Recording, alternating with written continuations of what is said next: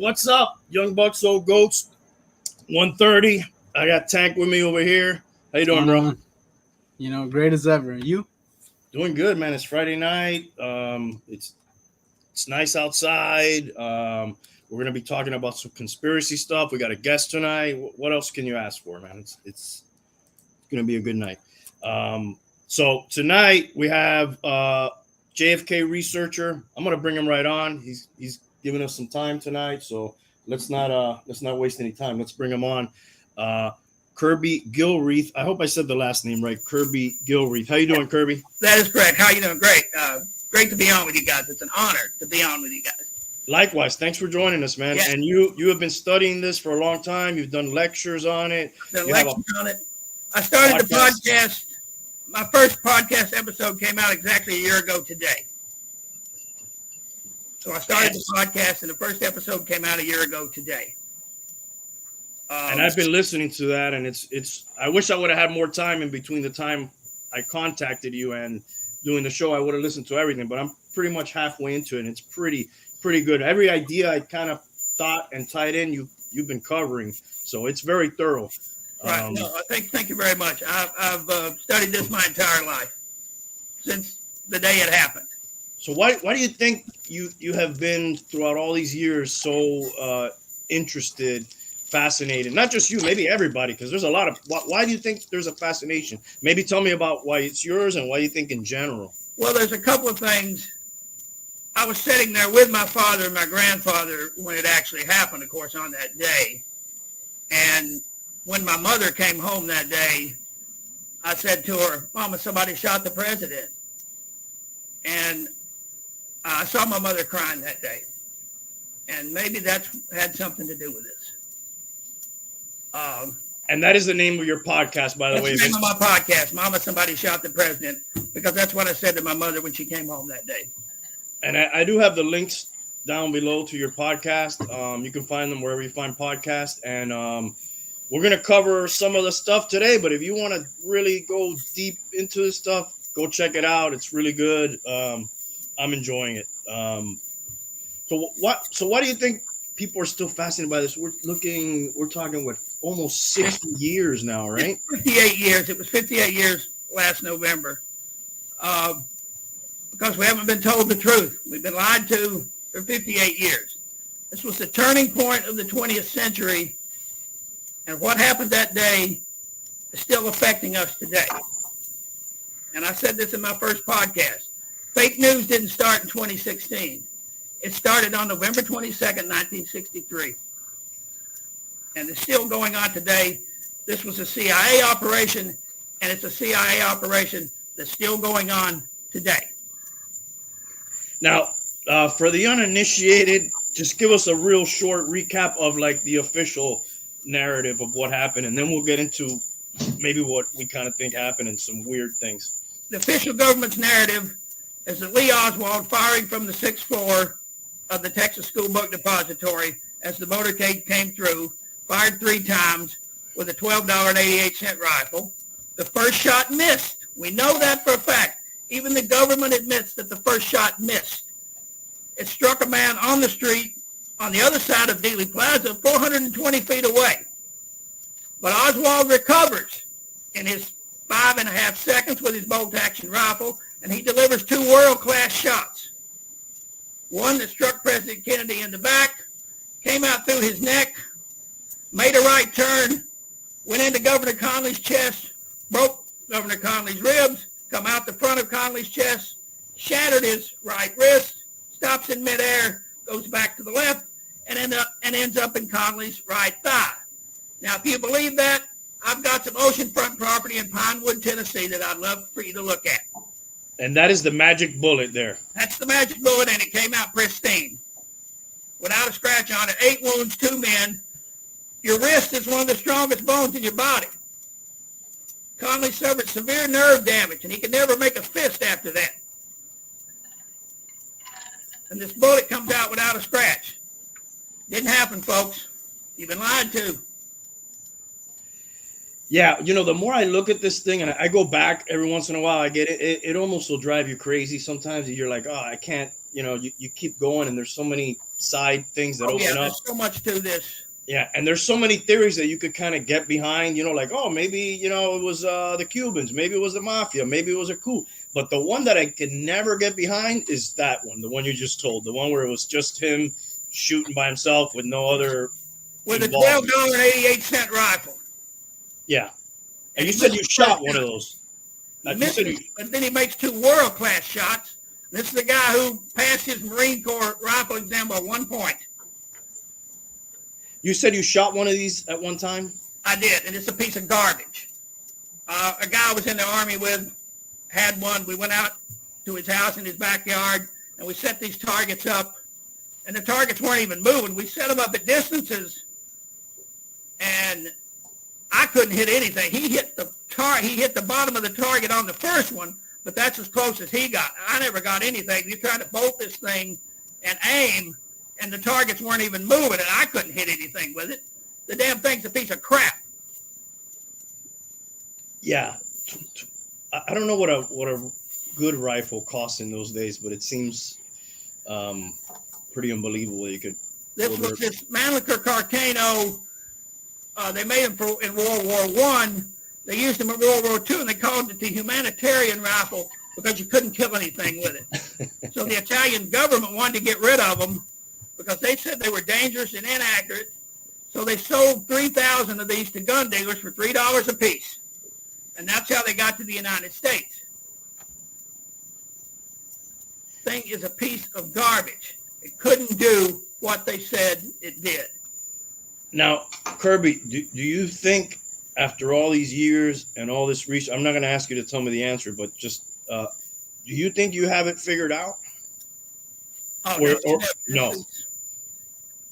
It's all, everybody has. I'm going to these Dallas conferences. You ever been to one of those? No. They have them every November. But there's a lot of factions in that. People believe this. People believe that. And people believe Lyndon Johnson was involved. I don't know about the front part. He was definitely involved on the back end. But I just don't see how it can be anything.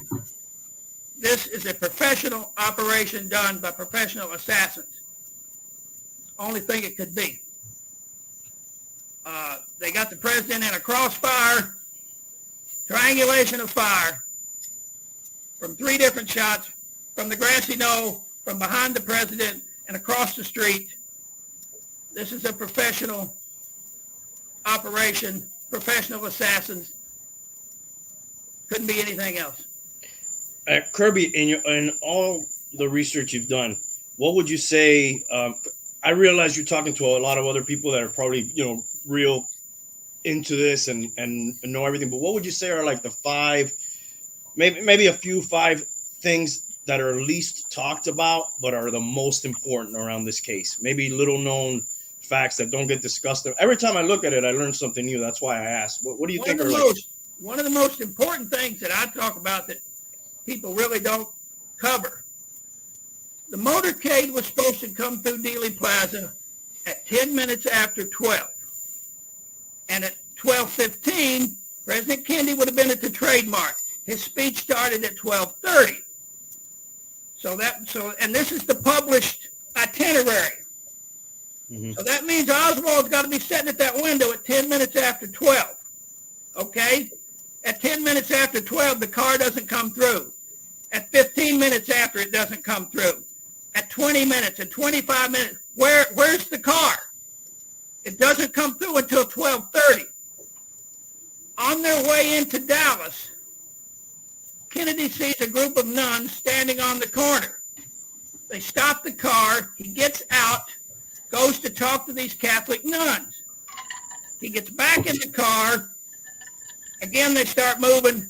He sees a group of high school kids with a sign that says, "Shake our hand, Mr. President." They stop the car again. Kennedy gets out. He goes to greet these high school kids. He gets back in the car. Now the car is 20 minutes behind schedule. So that means Oswald has to be in that spot. He cannot move.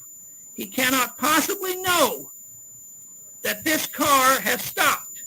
He cannot possibly know that. Mm-hmm. So he has to sit there that whole time and not move because he does not know when that car is coming through. And that's one of the key points of the whole thing. He cannot possibly know that, so he would have to have sat there for 20 minutes and not move a muscle because he cannot know. It's impossible for him to know where that car is and why it is not where it is supposed to be. And do you think it would have been difficult for him to stay there that amount of time, like yes, undetected or okay? Because there's a guy up there that said he was up there eating his lunch. Bonnie Ray Williams said he was up there from 12:10 to 12:15 eating his lunch. There was nobody there. He said, I had a bag of chicken and a bottle of Coke. And when they go up there, what do they find? They find the bag with the chicken bones in it, and they find the Coke bottle. He was there. Oswald was not there. Okay. But he has to be there. Okay, so your angle here is that it would be very difficult for him, and that's a time that doesn't really fit in with and all the. He can't move away from that window for 1 second because he does not know when that car is coming through. Exactly. It's supposed to come through at 10 after, and it doesn't. What would you say is it? Give me a couple more like that you find not talked about that much, but really important.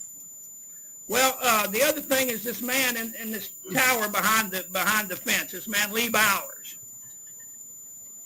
Now he's there. He's about 15 feet off the ground. He's only about. Have you ever been to Dealey Plaza?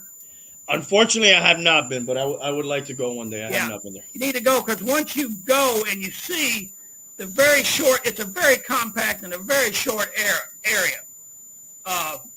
There's just so much short distance between the grassy knoll and the book depository.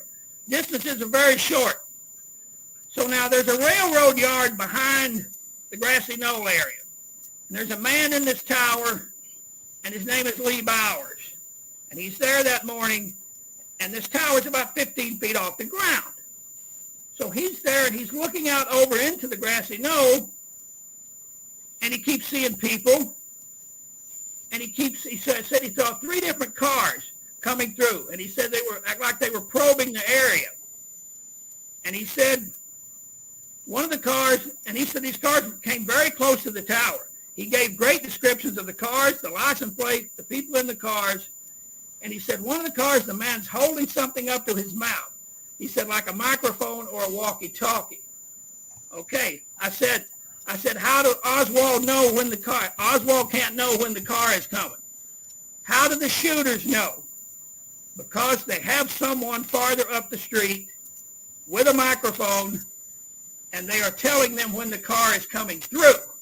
That's how the shooters know, because the shooters are in the same position that Oswald in. They can't just stand there either. They've only got a couple of minutes to get in place. And he said this man had a microphone, so he's contacting someone up the street so they know when this car is coming. Mm-hmm. And Bowers saw all this, and he gave accurate descriptions of the cars. And, of course, you know what happened to Bowers. Fell over an embankment. And he died. Yes. How convenient. How convenient, yes. Yes. He gave accurate description of these cars, the people that were in them. He even said one of them had a Goldwater bumper sticker on the back of the car. So that's kind of one of our catchphrases here when we talk about conspiracies is how convenient. And there is so many convenient things that have happened in this case in particular. Yes. The list of people who have died mysteriously or not so mysteriously or in the nick of time. Episode 3 of my podcast called Convenient Death. And I only did about half the ones in there.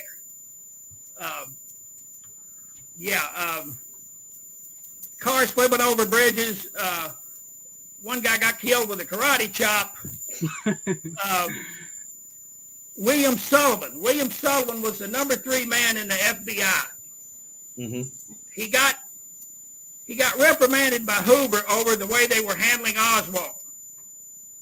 So he eventually leaves the FBI. Now he's supposed to testify in front of the House Select Committee on Assassinations when they did the second investigation after the Warren Commission. Gerald Ford and Earl Warren. They ought to call it. They may as well have sent Cheech and Chong to do that. This was in the 70s, this one that you're talking about now. 76. He's standing in his backyard, and a hunter mistakes him for a deer and shoots him with a 30-06 rifle. How can, right before he was supposed to testify? Ain't that? Don't you hate it when that happens? Yeah. Yeah. Now we're gonna jump around all over the place. We obviously don't have time to get into every single detail, in order. Yeah. We'll jump around a little bit. I want to ask you about some of the ones I find interesting. This lady, Dorothy Kilgallen, I believe that's how you pronounce her name. Yes. Kilgallen. Yeah. Why don't you tell us a little bit about her? She was a very famous columnist in New York City. She was on these TV shows, To Tell the Truth, What's My Line. She had a radio show also in New York City. That went for 15 years. She won an Emmy on that. So she was very famous and popular in New York City. She had this column, and she wasn't afraid to take on the big boys. She printed a column about Frank Sinatra, about how he treated women. And, of course, Sinatra, when he found out about it, he threatened to go Ike Turner and slap the taste out of her mouth. So then she does another column on Sinatra about his ties to the mafia. So this time, Sinatra, he sends a tombstone with her name on it to her office. So she gets into this assassination. She knew the Kennedys. She had been invited to the White House. She knew them. And so she goes to Jack Ruby's trial. And Jack Ruby, she finally gets an interview with Jack Ruby. And she's the only one that he would talk to. So we don't know what he told her, but whatever he told her led her to New Orleans. Now she's involved in this thing, and she's telling people, I'm about to blow this Kennedy thing wide open. And another one of her columns was about the CIA trying to assassinate Castro. Now this was supposed to be a top secret operation. It was called Operation Mongoose, but somehow she found out about it and printed it in one of her columns. So now in November of 65, she starts to get people coming to her house and telling her, you need to stay out of this. So this night before, she's in this hotel in New York. She's with a man that people recognize her, but they don't recognize this man she's with. So the next morning, they find her in her bed in the clothes she was wearing that night, and she's dead. And supposedly alcohol and barbiturates. Well, she had a prescription to this drug called Seconal. She had that in her, but she also had a drug in her that was not prescribed to her, and it's called Tuinal. And Tuinal is a very powerful sedative, and when you mix it with alcohol, it will kill you. So she had that in her, but she didn't have a prescription for this. And so, of course, all her Kennedy stuff then disappeared. That's where I was going to ask you. The story, they never found any of her stuff. She supposedly had this file that she had told people about, and she had said to people, I'm about to blow this Kennedy thing wide open. Yeah, that one's pretty damning. She had this drug Tuinal in her system, but she had no prescription for that. And that is a powerful sedative, and when you take it, mix it with alcohol, it will kill you. Let's talk about Oswald's background a little bit. He was a guy who lived in Russia for some years. Well, he supposedly defected. Right. He walked into the embassy there. Of course, nobody knows how he got there. When he got out of the Marine Corps, when he was in the Marine Corps, he had a crypto clearance, which is the highest clearance you can have. He was at the top secret U-2 spy base in Atsugi, Japan. He was one of the radio operators. So then he applies for a hardcore discharge from the Marine Corps, no questions asked. They don't ask him, they don't investigate this or anything. He goes home, he's there for 3 days, and next thing you know, he somehow gets to Moscow with no money. You know, how did you do this? And he walks into the embassy and says, I'm here to defect. I have military secrets that I'm going to tell the Russians. Well, I wasn't immediately arrested. So he stays over there. And what happens while he's there? One of our U-2s gets shot down. Never happened before. They never come anywhere near shooting the U-2 down. And what was Oswald? He was one of the radio operators on this U-2 base. I believe Oswald gave them this information on purpose. He was told to give it to them. And the reason for this, because Khrushchev and Eisenhower were about to sign the first nuclear test ban treaty, and this killed it. It raises the tension again. That's how the military-industrial complex survives. Constant tension, constant war. And this was about to bring that down. And the timeline of this fits right with the years that he was there, or it happened the years. Okay. This happened. The U-2 was shot down on May 1st, 1960. He was there from late 59 till middle of 61. You know, it's funny. I don't remember hearing about that too much when looking at this. The other day, I was studying Nixon's presidency, and you know, he was vice president? He was vice president at that time, He was vice president under President Eisenhower, yes. Okay. And then I heard about that, and immediately I thought, oh, well, this guy worked in the U-2 program too, and he was in that area. Oh, Eisenhower didn't even know about the U-2 program. So when he came on TV, he lied about it. He didn't even know. Right, until they produced this guy Powers, right? Is the guy's name? Gary Powers. Gary Powers, yeah. And they figured that Powers would die, but he didn't. He didn't take his cyanide pill. He didn't take the cyanide pill either. So the Russians now got this guy, and they're going to put him in jail for 30 years. And they're parading this guy around. Yeah, he was supposed to take the cyanide pill, and he didn't. He himself said he believed Oswald gave him the information. And he also said at his trial that he thought he saw Oswald. Mm-hmm. So, yeah, he was supposed to take the cyanide pill, and he didn't do it. If he survived the crash, he had this pill in his pocket he was supposed to take, and he didn't do it. So they let him sit over there in jail for 2 years before they did a swap. Mm-hmm. And got him out, but they let him sit there for 2 years because they weren't happy with him either. Yeah, I think they weren't too keen on doing that trade because the guy we hadn't spilled the beans yet. You know, they thought he could still be of use to us, and they thought, well, Powers is probably giving him, you know, whatever he knows already. They let him sit there for 2 years. And from what I understand about Powers, he wasn't the friendliest guy in the world to start with. He wasn't a guy who had a lot of friends. Now they let him sit there for 2 years before. When Kennedy got in, Kennedy made the swap. Yeah, I think his wife was doing a lot of. Even though his wife, I don't think they had a great marriage by all accounts. But and what happened to Powers? What happened to Powers? He became a private helicopter pilot, and he's flying his helicopter and ran out of fuel. Darn it! Oh, yes. You hate it when that happens. Yeah. It's amazing, how many of these guys. Some of this stuff is so ridiculous you can't even take it seriously. Yeah, you hear sometimes you can't make it up. You can't write this stuff. This is literally like it's so intricate. Now, what do you make of? Do you think Oswald was a double agent, or do you think he was just a patsy, like he said, working for them, but maybe he didn't know he was a wannabe. He was a low-level intelligence agent. Because, like I say, he defects to the Soviet Union. Then a year and a half later, he comes back and says, "Oh, I want to come back." And now, wait a minute, this guy committed treason. But not only is he not arrested, they pay his way back with his wife, his Russian wife, and child at the height of the Cold War. The State Department pays his way back. It's nonsensical. Now, do you think that that's part of the cover to set up, all right, this guy, we got a backstory for him now. He was in Russia. He killed the president. Look, he came from over there.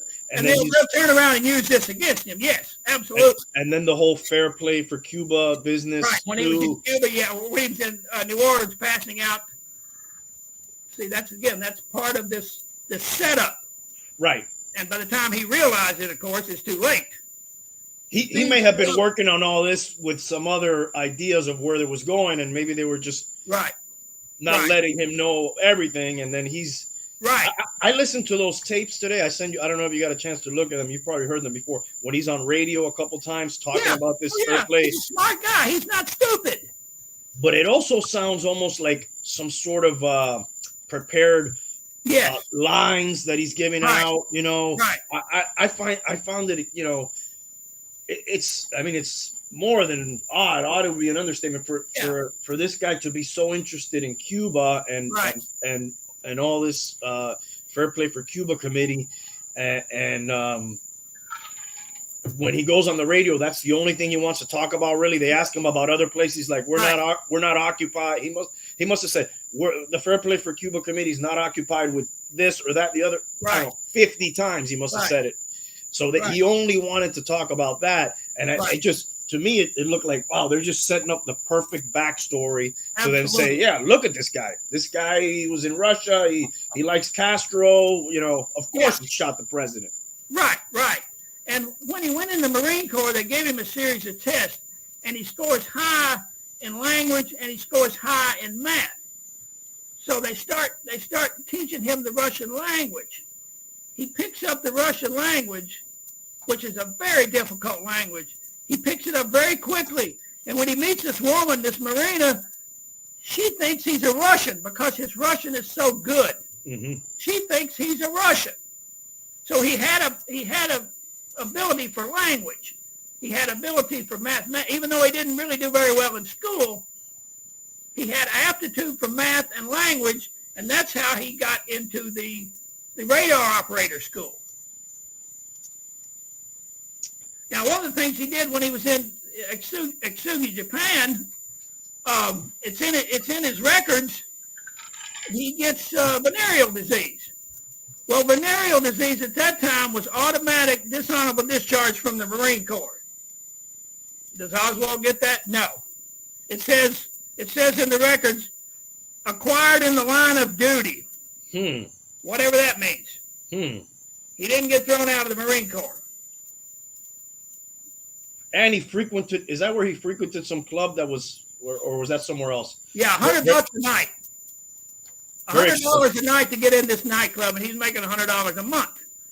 He was making $25 a week, but he's going to this nightclub that's called the Queen Bee, and it cost $100 a night to get in there. So he's definitely being financed and taken care of by somebody up the food chain, right? So to speak, right. Let me ask you again. We're jumping around all over the place, but sure. I just wanted to talk about that for a second. It looked like the perfect story to have on somebody if you want to blame it on them. How do you think Marilyn Monroe fit into the? I realize it was before all this, but how does she fit into this whole JFK picture, if at all? Well, she had an affair with Kennedy, and it was like a one-night stand, but she didn't think that. She wanted it to be more. And so he sent Robert Kennedy out there to tell her about this. And, of course, Robert Kennedy's there that day, and she's dead the next day. So, and the brother-in-law, Peter Lawford, he was also there that night. But they sent Robert Kennedy out there to say, no, he's not divorcing his wife and marrying you. It's not going to happen. You're not going to be the first lady. It was a one-night stand. Get over it. Have you ever heard, I believe the guy's name is Gianni. He was in The Godfather as Carlo.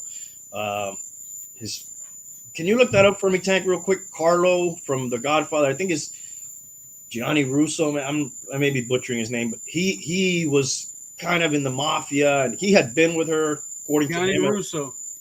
Gianni Russo? Yeah. Okay. You heard of this guy, Kirby? Yeah. Okay. Yeah. He talks about being with her at one time, and that she was so distraught when she realized that it wasn't going to go any further than what had happened, and as a matter of fact that there weren't he was never even going to see her again. No, it was a one-night stand, and she couldn't understand that, and she thought he's going to divorce his wife, and that's just not going to happen. And they sent Robert Kennedy out there to tell her that, and like I say, the next day she's dead. So it was after the happy birthday thing. Right. That was her one night stand. Yeah. Yeah. And then she was saying, I'm gonna go to the press, and then that's when this guy says that's when we knew she was dead. Right. Yeah. No, there's been no going to the press. No. Not gonna happen. So okay, just wanted to put her little piece of the jigsaw puzzle in there. And I love your quote. So that this thing is a jigsaw the size of a football field, and half the pieces are missing. Half the pieces are missing. That's absolutely right. It's this giant jigsaw puzzle, and half the pieces are missing. I have to ask you this because we get into these subjects a lot.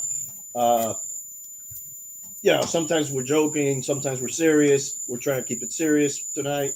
But we always end up asking people, like, are you also into like other conspiracies that you research or like to look into? Well, I'm about to start another podcast about the Manson murders, and that'll be called The Shattered 60s. That's coming out pretty soon. I'm interested in that because it's the same thing. You haven't been told the truth about some of that. Mm-hmm. So I'm working on a podcast for that. Come out sometime this summer. That's another thing I've always been interested in. And like I say, also that you haven't been told the truth about that either. Partially, parts of it you've not. But some of this other stuff, like I had a person on Facebook sent me something and said, President Kennedy wasn't assassinated that day. There was a double in the car. They knew there was going to be an attempt. President Kennedy's still alive, and the person even sent me the picture. He looks very good for 105 years old. There is a great book on that other subject that you are interested in, the Manson murders and stuff. I believe the gentleman's name is O'Neill, if I'm not mistaken. I've got it right here behind me. Yeah, it's Red Book. Yes. Yeah, I heard that guy on Rogan one day, and then I went and got his book. He's lifelong. He was writing a magazine article, and he fell he into started this like 20 years ago. Yeah, and he tries to be very objective. Yeah, it's I've got it right back here behind me. Yeah. That subject's fascinating too. It is. How did Manson violated his parole 19 times between 1967 and the murders? Mm-hmm. How does he keep staying out of jail? Yeah. Somebody's watching over him. Yeah. Violated his parole 19 times. Now I know you've been in person to where the shooting took place. Did you go to do they take you to where Tippit was shot so you see how far that was? Well, I went on a private tour because I don't want the government people telling me Oswald. That's what I told my wife. I don't want these government people telling me Oswald because I know it's not true. I want somebody that's going to be, that knows this.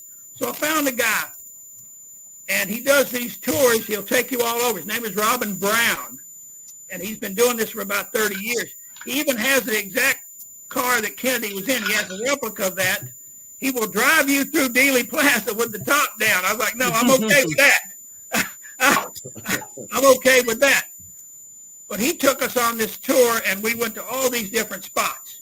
And just me and my wife and him, and, we spent the whole day doing this, and it was just a fantastic day. How far is it where Tippit was shot? None of these spots are very far away. That Oak Cliff, where 10th and Patton, where Tippit shot, 3, maybe 4 miles. Maybe not even that much. Have you ever come across any information leading you to believe that they knew each other, Oswald and Tippit, in advance of that day? I haven't been able to find anything. Now, this woman at this Dobbs restaurant said that she saw Ruby and Tippit in there, and she said one time she saw Oswald and Tippit, and Oswald complained about the eggs. They went in there, and he complained about his eggs were too runny. Well, this is probably this Oswald imposter. Because, we haven't touched on that. You believe there was 2 Oswalds. Yes. Oh, absolutely. Tell us a little bit about that. We haven't gotten into that. Well, for one thing, they've been using his identity since he was in the Marine Corps. I have a document right here. To me, this is one of the most important documents in this whole thing. I've got it right here. It's from June the 3rd, 1960. Now, listen, remember, June the 3rd, Kennedy's not even been elected president yet. And this is from J. Edgar Hoover, and it's to the State Department, and the subject is Lee Harvey Oswald, Internal Security, June 3rd, 1960. Here's what it says. Since there is a possibility that an imposter is using Oswald's birth certificate, any current information the Department of State may have concerning this subject will be appreciated. Why is J? So this proves that Hoover knew who Oswald was all the way back to 1960, and he was concerned about somebody impersonating him. And why Hoover? Yeah. All the way back, Kennedy's not even been elected yet, and they're already got somebody impersonating Oswald. This has been going on. They've been using his name all the way back. He doesn't know that. And they've got somebody that looks enough like him to where if you only see him one time, when you see the real guy on TV, you go, that's him. So why are they using two Oswalds? Because, well, I say he's in Russia at this time, but they're just using his name to the CIA or the FBI, one of the two, and this was probably the CIA, because they can do that. He doesn't know that, and they're using his name. And then eventually they find somebody that looks like him, and that's when you see these, he's here, no, he's here, credible people. Mm-hmm. Of course, the Warren Commission didn't want to hear any of that. But they were definitely using his identity before, let's say, in 1960, and then at some point, they have someone that looks like him to where you only see him one time. And then you see the real Oswald on TV, you go, oh, that's the guy that I saw. Tanks, feel free to jump in at any minute if you have questions. I don't want to be hogging up all the questions here. All right. One thing I did want to ask about too, again, we're jumping around, but could you tell us a little bit about the tramps? The three tramps. Now, like I say, back behind this fence where Bowers was, there is the railroad yard. And the trains are coming through there, and then there's a switching station, and that's what Bowers did.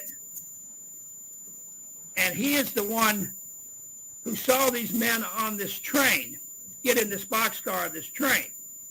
And he calls the police. Police come and take these men off the train. They march them through Dealey Plaza.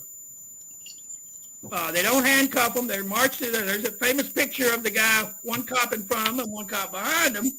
And they march him through Dealey Plaza. They take him to the police headquarters, and that's the last of it. No fingerprints, no nothing. They let him go. What do you think the purpose of that was? I think these were the decoys. I think they were there just to take your attention off, to get the real shooters out. I think they were just the decoys. And who were they? Well, there's a lot of controversy about this, but I think one of them was Howard Hunt. Second guy was Frank Sturgis, and the third guy was a mob guy named Charles Harrelson. Is that Woody Harrelson's dad? That's Woody Harrelson's father. You got him right there. Yeah. The guy on the end is Hunt. The middle guy is Sturgis, and the front guy is this Harrelson. Now Harrelson, he admitted to being one of the tramps, but he was on death row when he also admitted to being one of the shooters. He was executed. Yes, he was on death row for killing a federal judge. Now Hunt and Sturgis, well, they show up again. Hunt and Sturgis are two of your Watergate burglars. Mm-hmm. And that's what the Watergate thing turned out. When Nixon found out that Hunt was one of the Watergate burglars, he loses his mind. Nixon knows that Hunt is involved in this. And he That's said, that's so crazy. Watergate tape. He said, we've got to do something about Hunt. Hunt knows too damn much. Hunt's going to blow this whole Bay of Pigs thing. In the Watergate tapes, Nixon mentions Hunt's name 177 times. He mentions Watergate, or he mentions the Kennedy assassination 77 times. His code word for the assassination was Bay of Pigs. That's what he was talking about because he knew Hunt was involved in this. Do you think Nixon would have survived had he not had those taped himself? You think he would have survived the Watergate? If Hunt and Sturgis hadn't been involved in this break-in, it wouldn't have been anything to it. They called it a third-rate break-in, and that's what it was.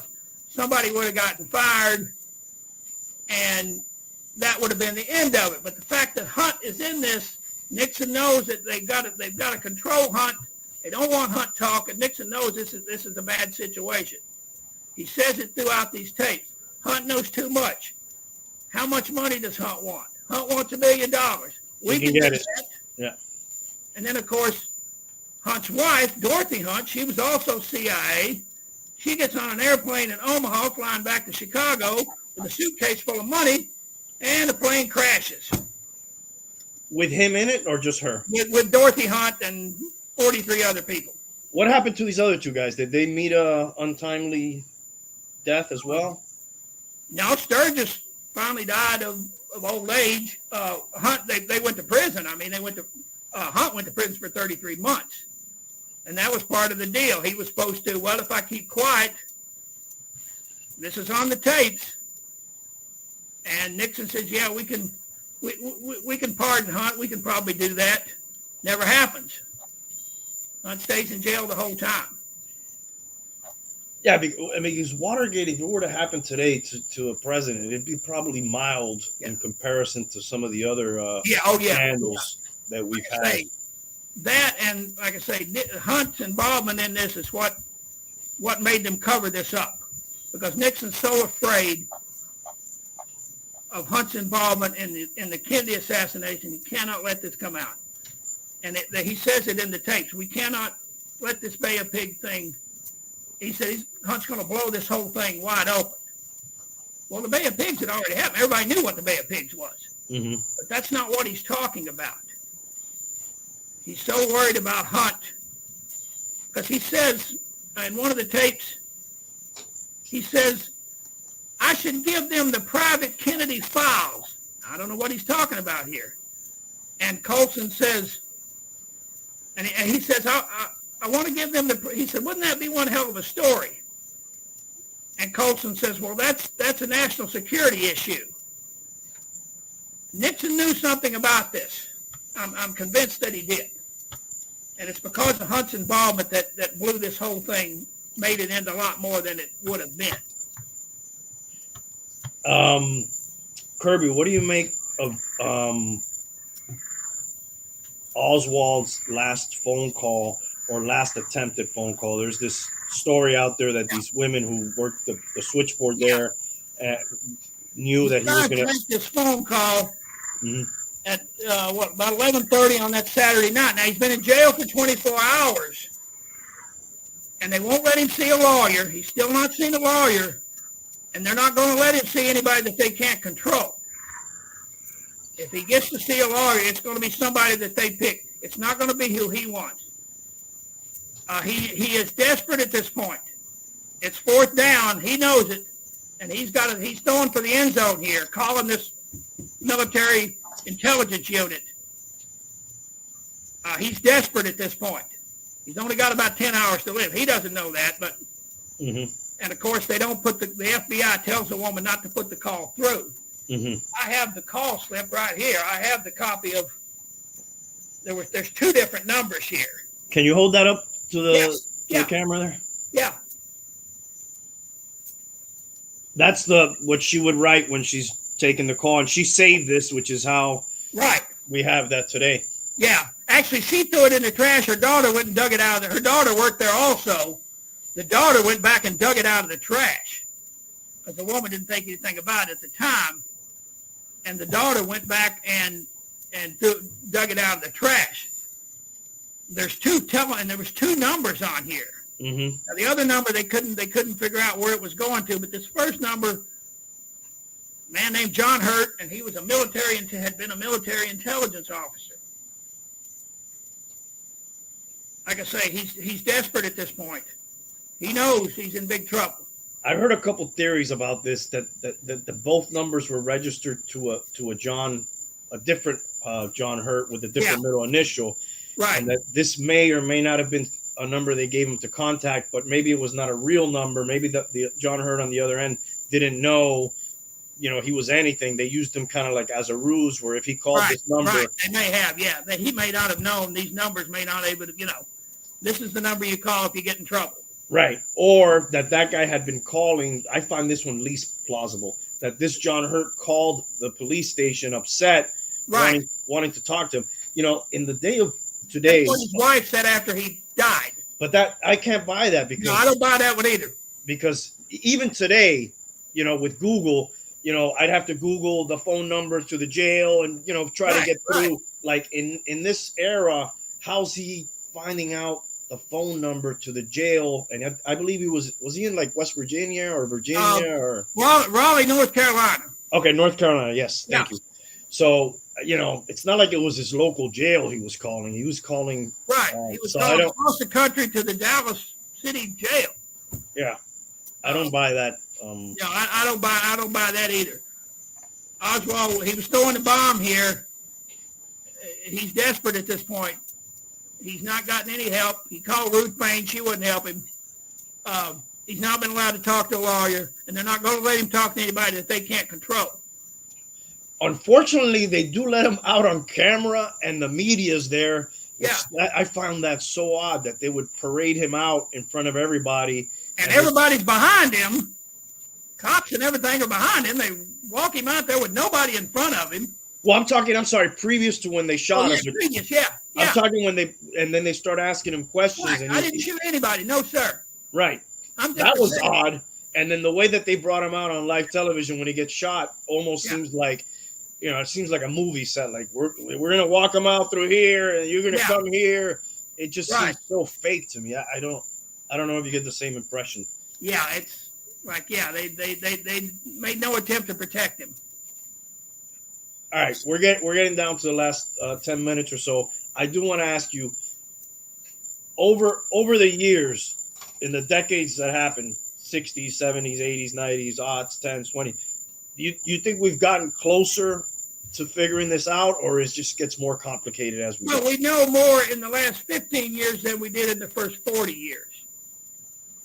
So that's good. They locked all this information up till 2038. We weren't supposed to see any of it till 2038. The Freedom of Information Act changed that. Because what did Earl Warren say? When the guy asked him, will we ever know the truth about this? Earl Warren said, well, certainly not in my lifetime, and maybe not even in your lifetime. So it wasn't supposed to come out until 2038. But the Freedom of Information Act changed that. But this was pre-internet. You had to go to the National Archives and sit there and go through these documents one at a time. 50 million documents. Here you go. There they are. We close at 4 o'clock. And redactions, right?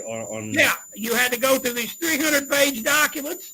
And some of these documents, I've got about 20,000 pages of documents back here. Some of them you'll go through a 300-page document and you'll find one paragraph that's relevant. Like these Warren Commission documents. You've got Oswald's third grade class photo in there. You've got his picture of Audrey Hepburn. Oh, and you've got Jack Ruby's mother's dental records in the Warren Commission.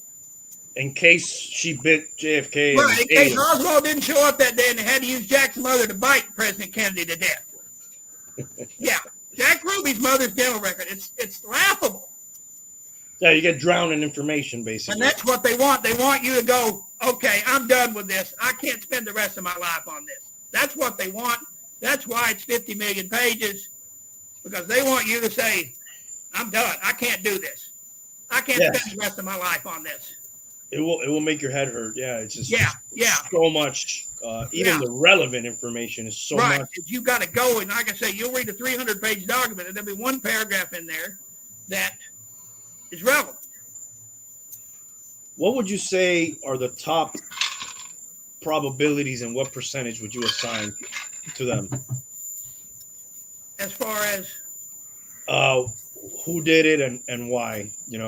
Was it government coup? Was the mafia behind it? Was it? the CIA is the only organization that could pull this off. They pulled it off in other countries, and they pulled it off in this country. They had an assassination team called ZR Rifle,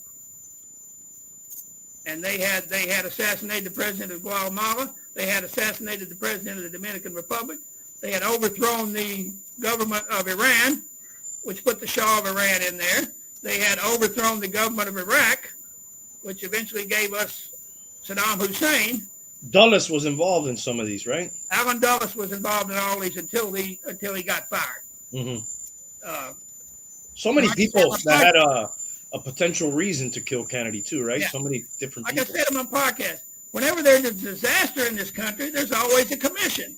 There was the Pearl Harbor Commission. There's the 9/11 Commission. And they're not designed to find fault. They're designed to cover for people. That's why nobody ever gets fired. Nobody ever got fired at 9/11. I was watching the Challenger disaster last night, the documentary on the Challenger. On Netflix? What's that? That's on Netflix? I think it's on either that or Prime. Yeah, I saw that. I told them, if you fly this shuttle at these freezing temperatures, these O-rings are going to explode. Right. He told the guy from NASA that. Mm-hmm. And the guy from NASA said, I need more information. I can't go on that. Mm-hmm. And the guy told him. And what happened? The damn thing blew up. Yeah, they killed those people basically. Yeah, they killed those people, and the guy said, the guy said, I don't have any remorse. I don't feel any guilt. I was like, are you kidding me? The man told you what was going to happen. Yeah, the fact that Dulles, going back to him for a minute, ends up on the Warren Commission is just... Oh, yeah. He hates Kennedy, and he ends up on the Warren Commission. Oh, golly, Kennedy fired him. Like I say, nobody ever gets fired unless Kennedy's president. Mm-hmm. Nobody ever. He's the only one that ever fired anybody. So do you lean more towards the government coup angle?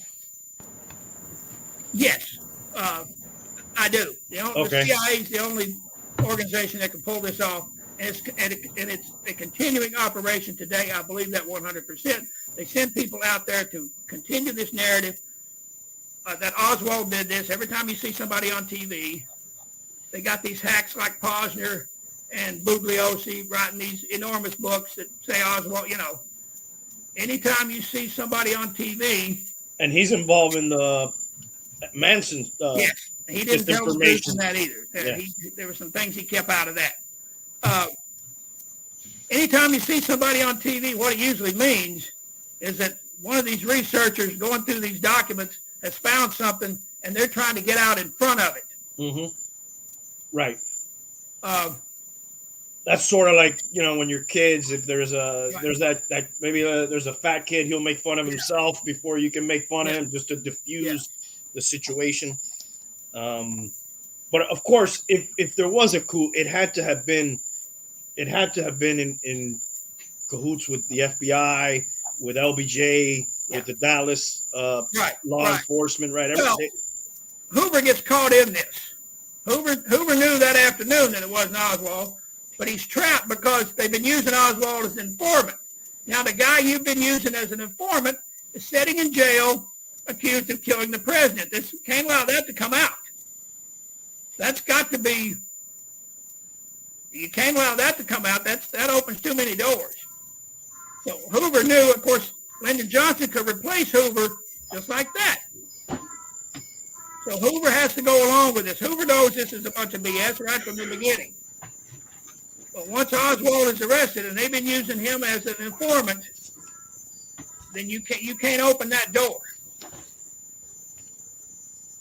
So 100%. Hoover knew this from the very beginning.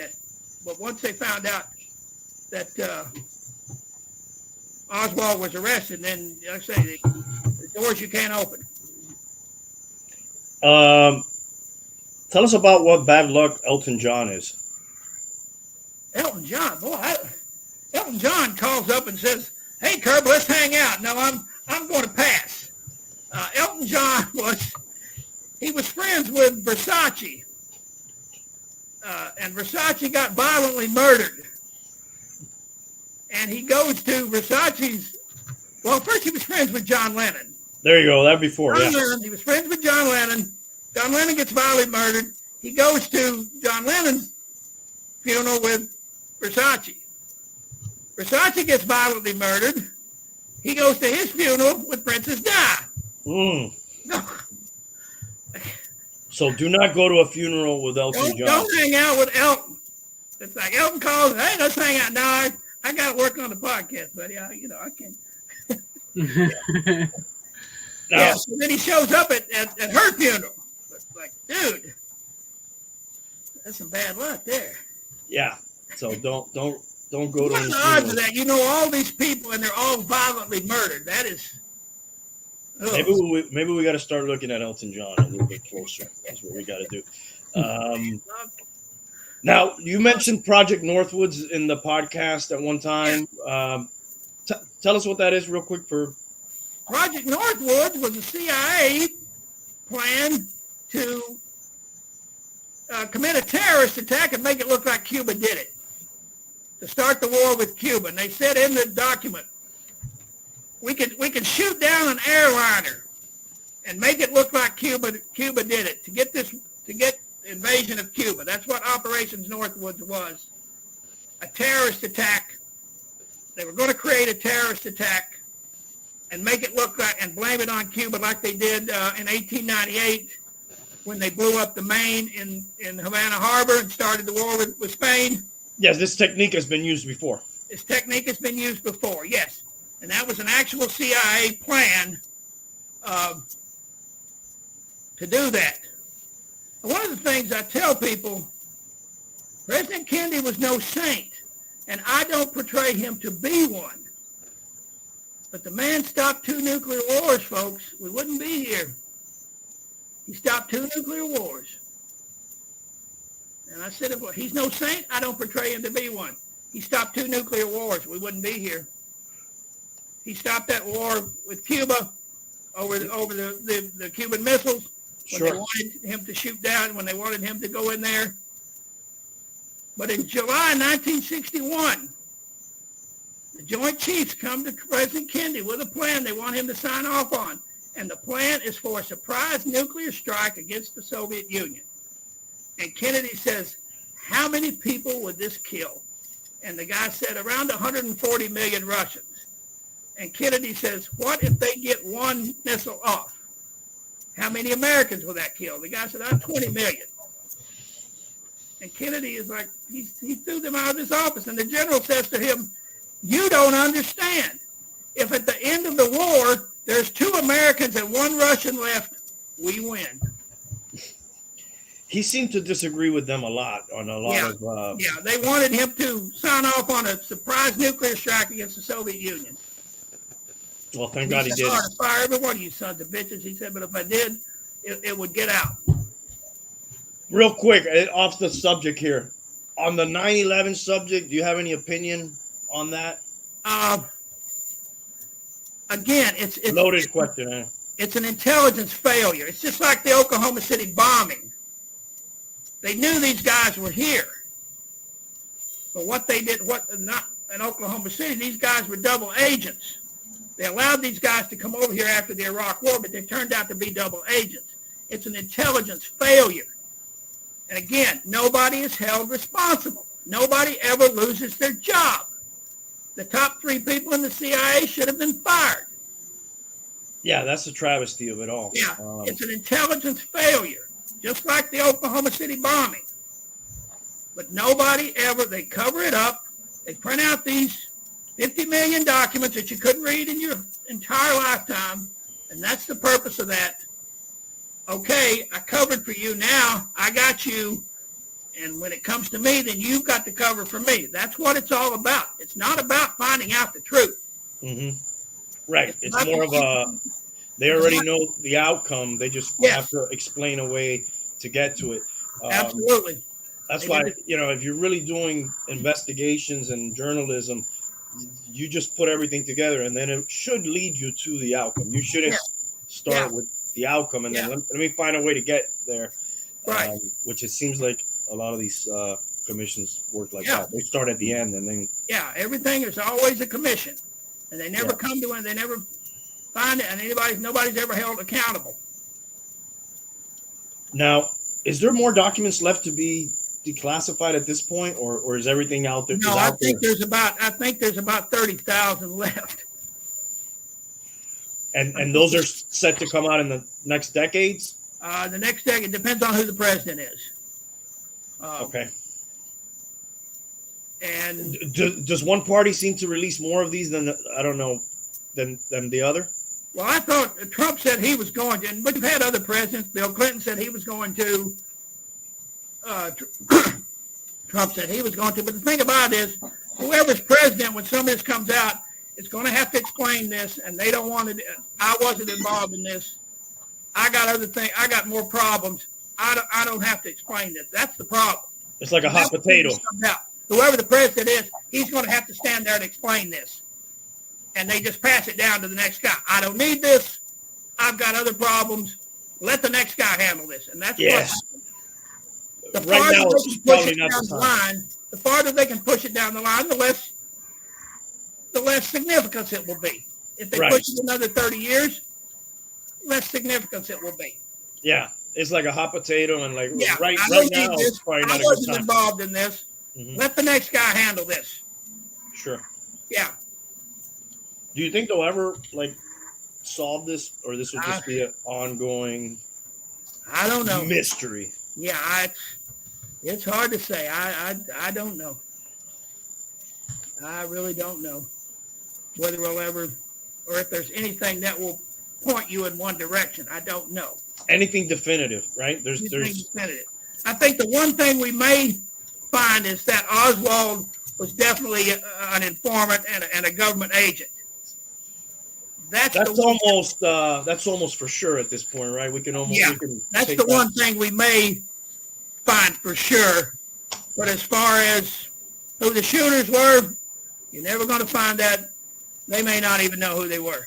They were some people that they brought in here, professionals, probably from this CIA base in Corsica, and they got them out as quick as they could. They couldn't use anybody. There's a CIA document that says we can't use any American or anyone with an American visa, anything that can be traced. So it's people that they brought in here from another country, and then they got them out as quick as they could. All right. I think, we're not going to solve the mystery tonight. No. Can I ask you one more off the subject before we go? I asked this to almost everybody who's on the show. What is your belief or stance, or do you have an opinion on aliens or UFOs? Have they ever come here? Do they even exist? Do you have any I absolutely feelings on this? I absolutely believe that. I believe most of our technology came from that crashed spacecraft in 1947. I honestly believe that. I believe that's where a lot of our technology came from. That Roswell incident. Sure. I believe that, and I always have. I believe that's where a lot of our technology came from. Well, it's amazing when you think about it, where we were, right, technology-wise at that time, and how how much time there was before that, and then what's happened since then. Have you ever been to Area 51? No, I'd love to. Last fall, they'll take you on a tour around the base. I was out there. I go to Vegas about every October, and this last time we went out and we did the Area 51 tour. Pretty interesting. There's something going on there. Well, yeah, I know they test a lot of military. Yeah. I think the U-2s came out of there. U-2 originally came out of because that flat area was easy for it to land and take off. That flat, those dry lake beds out there. Mm-hmm. That's where they tested it out. Well, there's something going on, and let me tell you, they're watching you every step. I'm sure. They're watching you. Those choppers, the choppers they used, the name is escaping me. to get Osama bin Laden came out of there. Can you look up the name of those tanks? Yep. I don't know if there was stealth. They were definitely stealth, but I don't remember the name of them. Yeah, came I out of there. the name of A that. Black Hawk? Might have been the. Not That's sure. what it's saying that it was used in that raid. Okay, so yeah, those. The Black Hawk, yeah. Yeah. Yeah. Well, Kirby, I want to thank you for joining us tonight. Do you have Thanks for any? having me. It was great. I loved every second of it. It was great. You have any parting thoughts on this subject before we let you go? We really appreciate your time tonight. Well, I appreciate you having me on. It's the first time I've ever done this, and I'm just honored that you would have me on. It's been awesome. Something that you just keep looking at. You just keep looking at. Like I say, I've done 27 episodes of the podcast, and I've not even got into the autopsy yet. And I tell people, if you think this assassination is bizarre, wait till you hear this autopsy. And I've said this on the podcast. 2 Oswalds, there's always 2 of everything. 2 Oswalds, 2 rifles, 2 autopsies, and my autopsy stuff is coming up. And I'm doing something. I got it. I'm working on it. I don't think this has ever been done before. Lee Oswald never got a trial. Well, I'm going to give him one. And I got people working with me on this. I got a team called the Not Ready for Podcast Players, and we're going to do an Oswald trial. We're going to give Lee Oswald the trial that he never got. Didn't this guy do a fake one, a mock trial? The guy you mentioned earlier with the books. Pugliosi, yeah. Yeah. Absolutely a bunch of garbage. Right. A bunch of garbage. Have you laid out how many episodes it will be in the end? I don't know how many episodes it's going to be. Right. It could go on for a long time. And I'm doing the first one. It takes a lot of people. This thing is going to take a lot, and I've got people that want to help me do it. Like there was I did an episode called Nightmare on Elm Street, episode 13. That was a reenactment of the assassination day. I had 12 different people on that, if you listen to that. I don't think I got that far, but I heard some reenactments, and they're pretty cool. Street, and it's an actual reenactment with the people that were there, and I got people playing the people that were there, and I had 12 different people on that episode. Very cool. And I'm doing the same thing for this Lee Oswald trial. And like I say, I've got people that want to help me do this. Like I tell people, show up at my house, you might end up on a podcast. I got something for you. Come on, sit down here and read the script. Have you seen a picture of, because you're talking about 2 autopsies, have you seen a picture of Tippit and next to a picture of JFK? Yes. Yeah. I've seen that. Yeah. They look, they could almost pass for each other. Yeah. Yeah. I heard a theory that they may have used his body in one of the autopsies. Have you heard anything about that? It's possible. There had to be another body. Let me see if I could pull that up to show that real quick.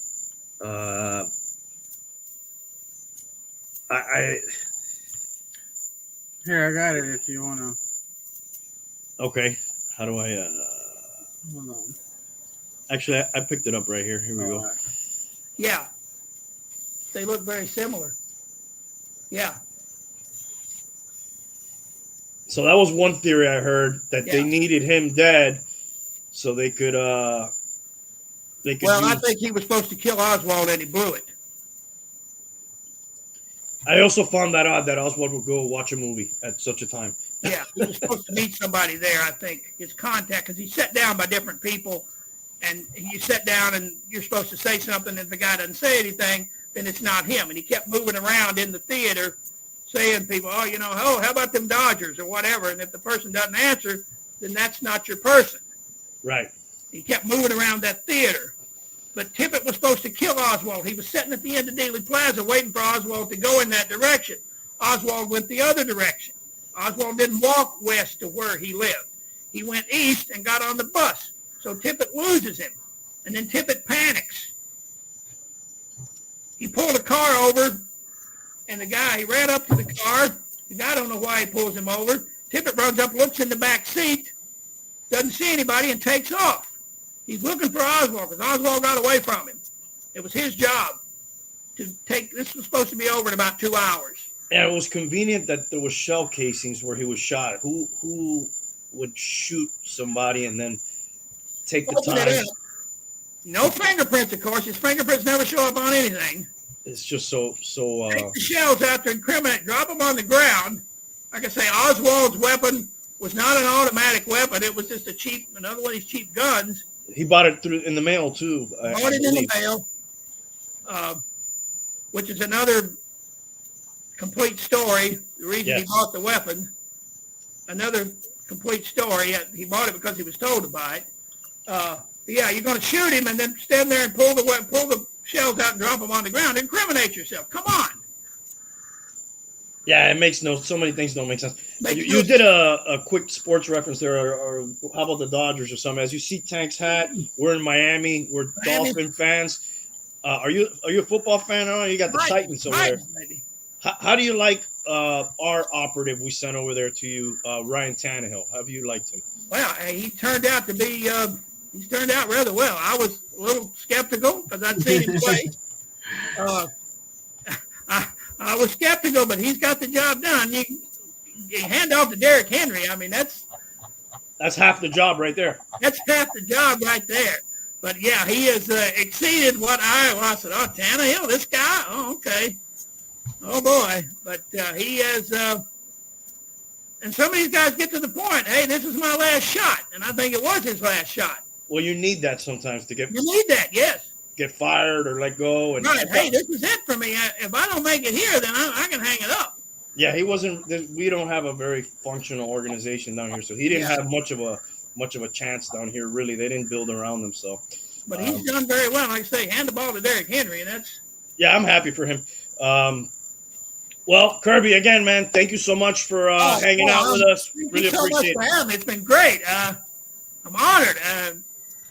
If you'd like to do it again, we can do this again sometime. Absolutely. I find myself, we come back to, we go in the well, maybe one day we'll talk about Manson and stuff. We could, sure. Like that. Okay, that would be great. Anytime. Yeah, guys, check out his podcast. I have his links below. Thank you, Kirby. All right. Thank you very much. Thank you. Good one. All right. Take care. So, did you learn anything new, man? A lot. There's so many rabbit holes, man, that you could go down. Yeah. But that's why I like listen to his podcast, because he goes down, one rabbit hole at a time on an episode, and then he gets real deep into just a little piece, man. There's so many little pieces. Yeah, it's crazy. He said he's at 27 and he hasn't gotten to the autopsy yet. And he's not sure, when he'll get there. When it'll end, because there's so many, you go back in time, you go forward in time, we didn't even talk about this with him, but there's how JFK got, maybe we did talk about it. I don't know. It was I've been listening to so many videos and podcasts, but how he got to be president, he really probably wasn't supposed to beat Nixon for the election. So it's just, it's kind of crazy, dude. All the stuff that revolves around the case. What do you think is the most interesting part of all this?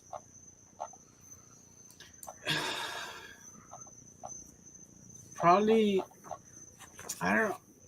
I watched a video today about the bullet. The guy used the same gun. I was gonna send it to you, but I forgot. The Caracano.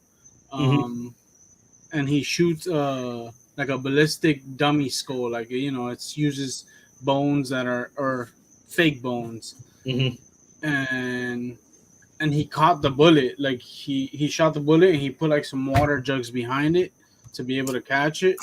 Obviously, it didn't hit as much stuff as the original JFK bullet because fucking went in out. If you believe that story, right.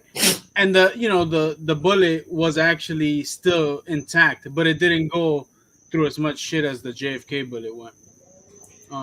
That's the craziest part to that magic bullet, that not just the trajectory, that then they find it full, intact on a gurney. It's just kind of unbelievable. Hey, we got an old dirty bum in the back here. Well, I think we do. An ODB?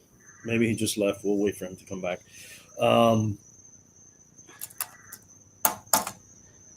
There he is. The point of that story. What's up? What's up, dude? Man, I was desperately trying to get in there to talk with this guy, and Oh, I thought you were talking about something else. well, there's that. But how you guys Did you doing? hear any of Kirby? Only the last 5 minutes. I obviously I'll catch the replay. How you guys doing? Good. We're doing all right. We're just taking in all the Kennedy. I had I'm up to, I think, podcast number 4 with him. I spent a good portion of the last 2 days kind of sneaking some in because I wanted to, be on the show and kind of listen and ask him some questions. I think some of the questions have already been answered just listening to his podcast. Mm-hmm. But yeah, super interesting stuff, man. Yeah, I mean, I don't think there's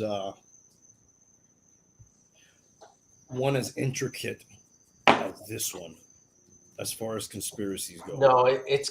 I said it to you the other day. I think it's like the mother of conspiracy theories, right? Yeah, it's definitely like the first big one, right?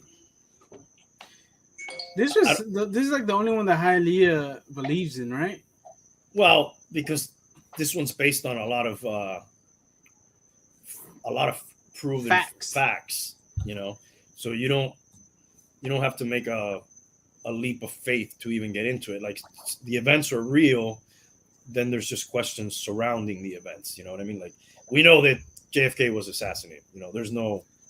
Then you can go who, why, and all those other questions you're supposed to ask when you're a reporter. Who, why, when, where, and how. But so is 9/11 too. Yes. Now, an interesting thing to think about would be 9/11 was it 2001, guys? Yeah. Yes. 38 years after JFK. Is that right? Yeah, JFK was 62, I believe. 63, I think. About 38 years afterwards, right? So we've had 38 years of information, more than we have had about 9/11. Will we think differently about 9/11 38 years from now? Will we have more information? I don't know. Maybe not. Who knows? Yeah. He said in the last 15 years, we know more than we do from the first 40 years of JFK. He says we learned more in the last 15 years than we did in the first 40. I don't know. Maybe because I always looked at that as soon as I got into the whole thing. For me, it doesn't seem that way. But I mean, for me, in the last 15 years, there hasn't been a smoking gun revelation. All right, but when did you get into this? In 6th grade. Chris Rico has a point there. What is it? Okay.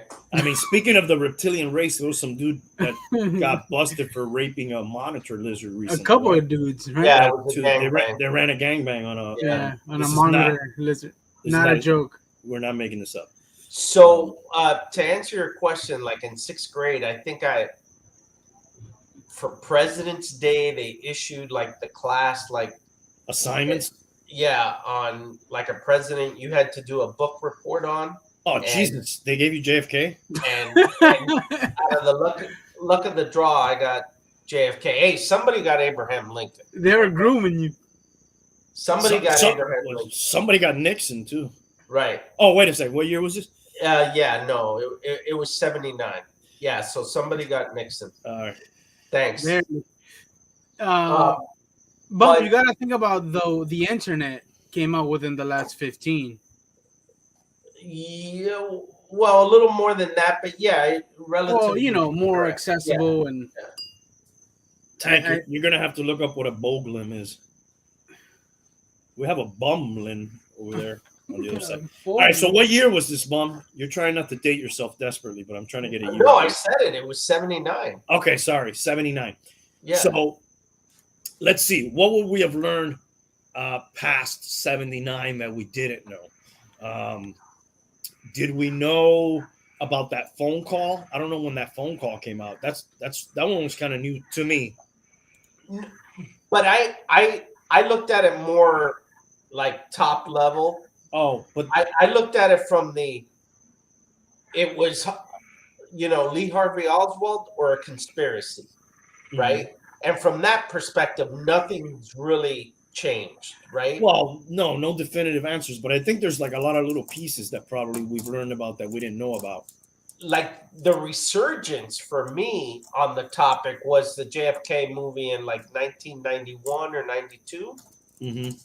Because I did not know so much about the Jim Garrison story as much, as I did once the movie came out. And then I got back into it and I started to look at it and I started to do research on that because back then, when I first looked at it as a kid and then later into my teens, the whole coup aspect of it wasn't being driven as hard until really the JFK movie came out.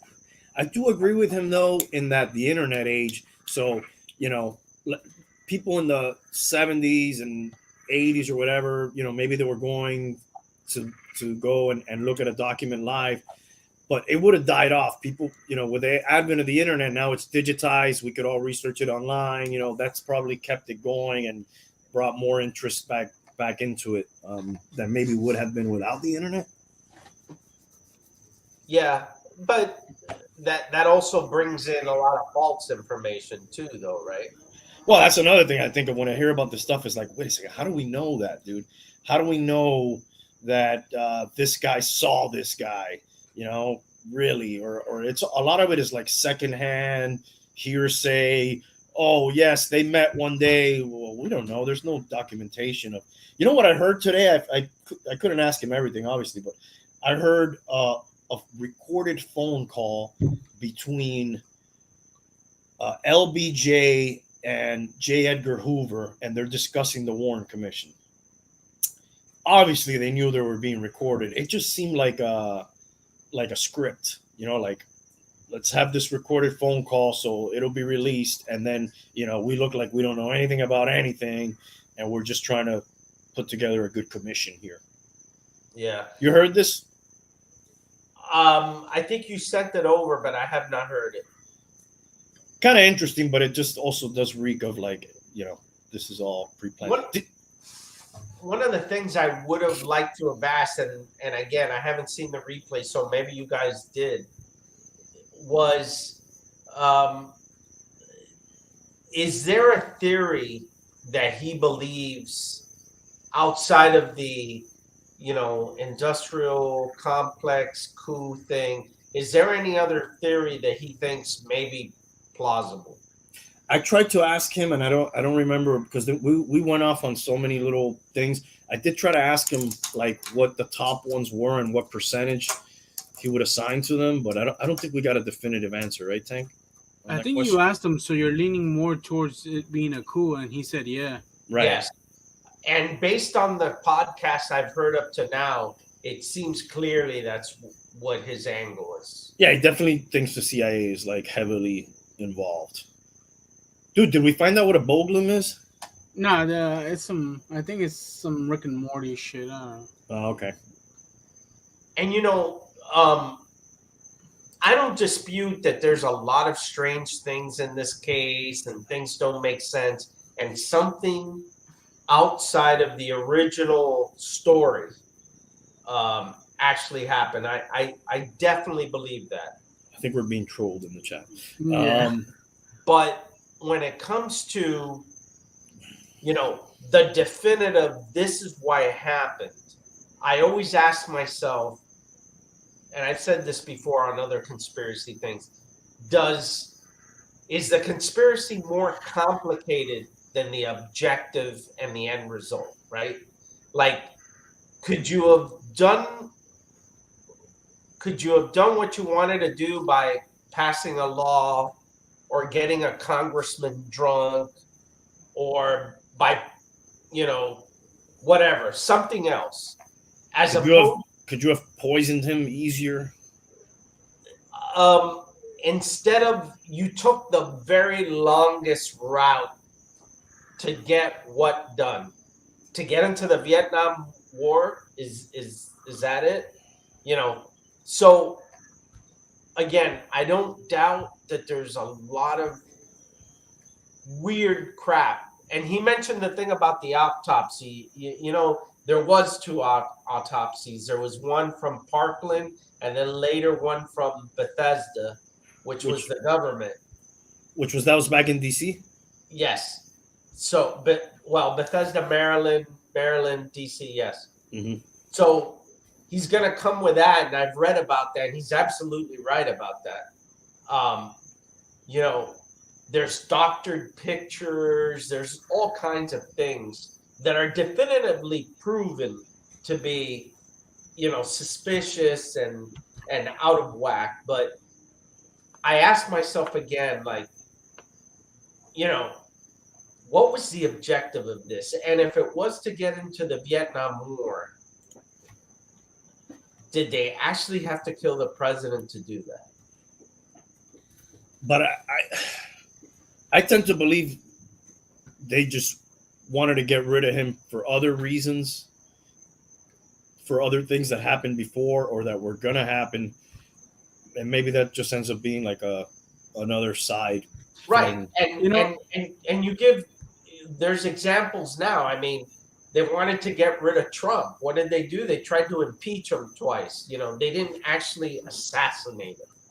So, Well, that would be way harder to do and cover up today than back in 1963. It almost seems like the perfect time for them to assassinate the president, as far as like you have all these deep state characters that have been there a long time. I think the deep state exists now. So I don't know. You don't think it existed back then? No, absolutely. But I think okay. it exists now. And oh, yes.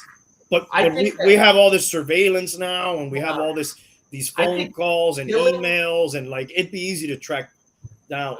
I don't know. I think killing the president is probably like the hardest angle to explore in whatever time you're in. But I think it gets harder as time goes on. Sure, but still, I asked myself. I think it was easier to. It's hard. It'd be hard to kill Biden. It was, and I think if you go further back down the line, it would have been easier and easier and easier to kill a president. And that's what I'm saying. Due to technology, the definition of easy is relative to the time. But I think that the other thing I always ask myself is, the conspiracy gets harder to achieve the more people you have to manage, right? Yes, unless there's unless you have the thing from Men at Work, not Men at Work, what is Men that? in Black. Men in Black, where you Men at Work is a band. Yes. Men in Black, where you could just erase people's memory. Or Men in Hats. Aside from that, it gets very difficult to manage everybody that you would have to manage to get that done. But there is a way where people are playing roles that they don't even know really what their role is. So like Oswald, for example, and we'll get to this comment in a second. Oswald, they had him doing all these things, right? Go to Russia, go do this committee for fair play for Cuba, go stand here, maybe he doesn't know why he's doing, or he's told other reasons why he's doing all these things, but it's not like, hey, we're going to kill the president, but before we do, we need you to go, you know what I mean? Like they're playing these people, they're putting, players in positions. They don't necessarily know the big picture, but I agree. It seems like a very elaborate plot to get to, the end. But a lot of them seem to fucking fit into place, dude, when you think about them. Yeah. And But you have an opinion on this. Why don't you give it, and then we'll ask your opinion on Watergate, My opinion on which part of it? on the whole JFK thing. What do you think? I think that this is not the way. Something occurred here, and it's not the way that they're presenting it to be. My dilemma is I don't know which scenario is the one that they were trying to achieve, right? I don't know if this was a government coup. I don't know if this was a double agent gone rogue that our own government had to shut down.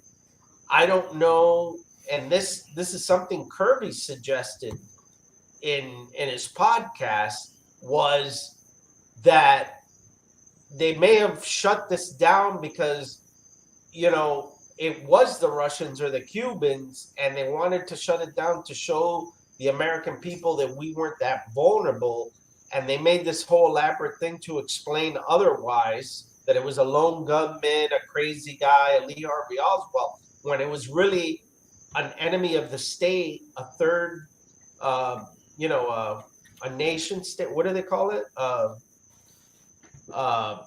An enemy of the state, basically. A foreign power that actually did this, and they were successful. But then you would also have to believe some pretty unbelievable things. You'd have to believe that Oswald could go to Russia, denounce his citizenship, even though I think he didn't end up doing it, come back here, be allowed back in. That's pretty tough to buy too. And to me, the only thing that conclusively says is that the story that we're getting is not right? Yeah. I don't know what that leans towards, other than we're being fed something that's not correct. That's the only thing that definitively that tells me. So to me, whether it was, another theory, the mafia. Mm-hmm. The mafia got him elected, and as soon as his brother started to go after the mafia and turn on the mafia, decided, okay, we got to whack this guy because he's not living up to the agreement that we did with his father, which we were going to elect him and he was going to be good to the mafia. He's not being good to the mafia. His brother's going after us. We're going to get rid of him. Yeah. What if the mafia, who we know there's stories out there about them and Hoover, and he didn't go after them for many years.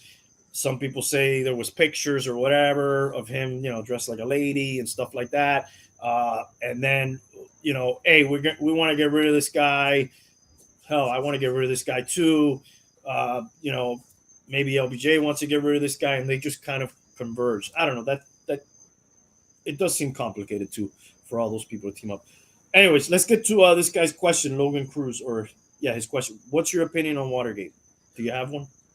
Well, it's interesting because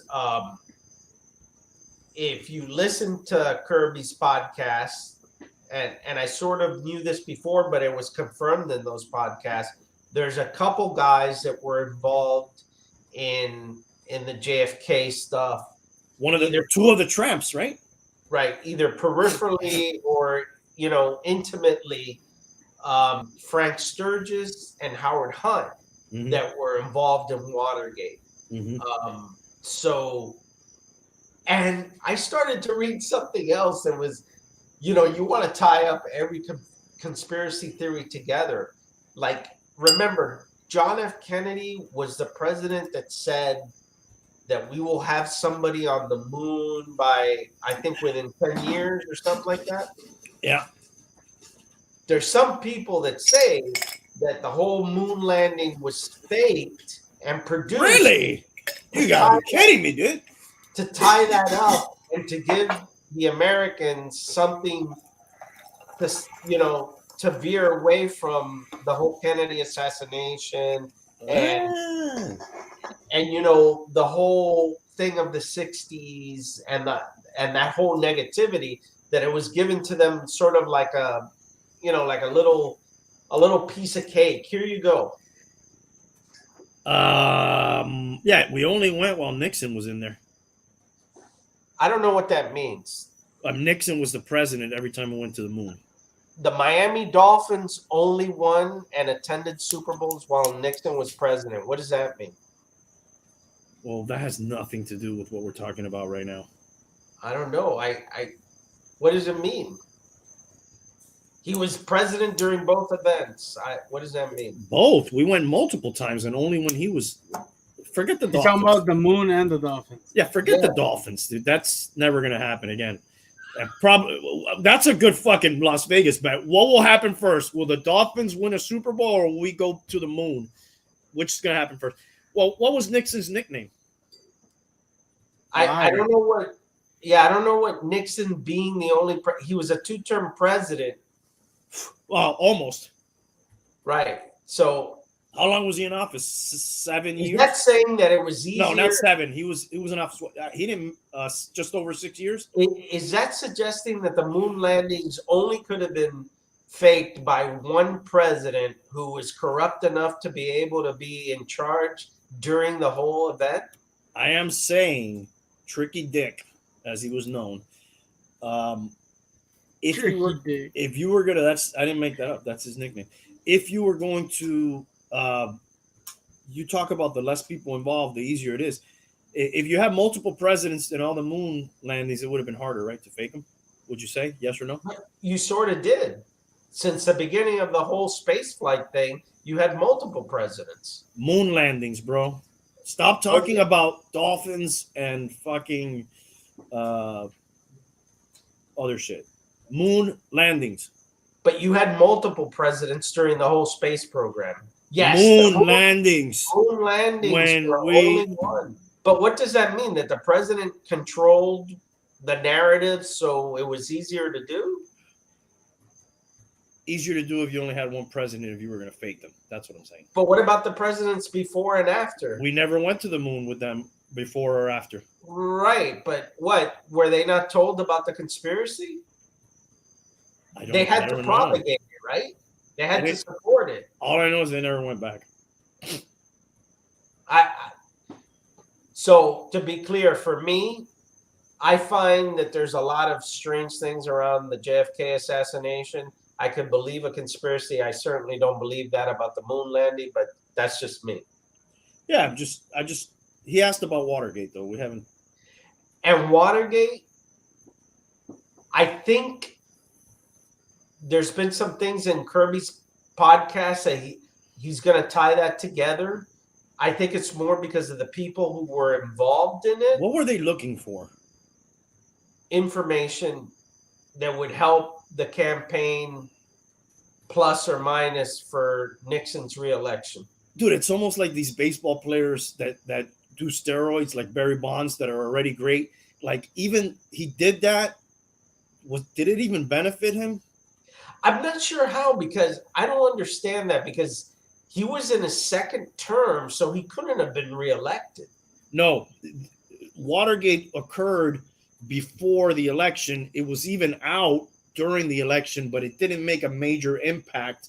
And he won by a landslide, 60-40, I think, something like that. And then into his presidency, it kept rearing its head, and then the tapes came out, and then that kind of brought more attention, Could be like this Hunter Biden laptop thing, that it just has legs and it kept going. But it actually was before the election and came out, but didn't seem to affect his chances.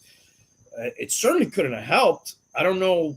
Did he drop any bombshell information that really helped his cause that he got through Watergate? It had to only have hurt, from what I understand. Or if it was done before he got reelected, maybe that's why he got reelected. If it was done, okay. If Watergate was a fact-finding mission to get information to win his reelection, then that would make sense. I've heard so much crazy shit in the last week or so studying some of this stuff, because initially this episode was going to be about Nixon, and then I fell down the rabbit hole of JFK again. And man, there was something specifically that they were looking for, I heard, and I can't recall right now what the hell it was. Some sort of a diary or something, maybe. Anyways, Nixon is a fascinating guy, though. Why did he always do this? He had some, I guess, nervous tendencies, quirks. Yeah, he was kind of like an introvert, they said, and a big drinker. I'll tell you what, though, super intelligent and super qualified. Super hardworking. I mean, Also. that guy was a senator or a congressman. He was a vice president. He was thoroughly prepared. He did some crazy shit against Kennedy where he got into his head that he wanted to campaign in every single state. It didn't work because he lost. And Yeah. supposedly that was the mob who gave it to Kennedy. Tank, what do you think? I think he was a tricky dick. Mm-hmm. All right, you want to lighten it up a little bit? It depends, dude. Depends what you're into, bro. To each their own, dude. Let's lighten it up a little bit here, fellas. I want to show you a list of every president's favorite drink. I was gonna drink Kennedy's favorite drink tonight, but it was actually. Oh my God! And Tricky Dick had a very disgusting food he would eat. I think it was. I don't know what it is. I think it was cottage cheese and ketchup. See, that sounds like a poor man's meal, and I know he came from humble beginnings, which is I think another reason why he didn't like Kennedy too, because Kennedy was such a cottage cheese with ketchup. Yeah, is that correct? Yeah, that's number one. Yeah.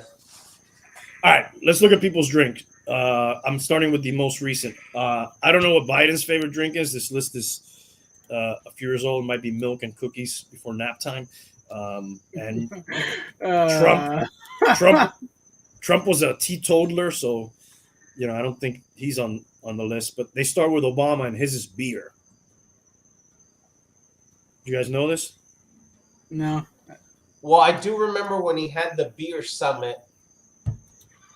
Do you remember that? Mm-mm. You don't remember that? I don't.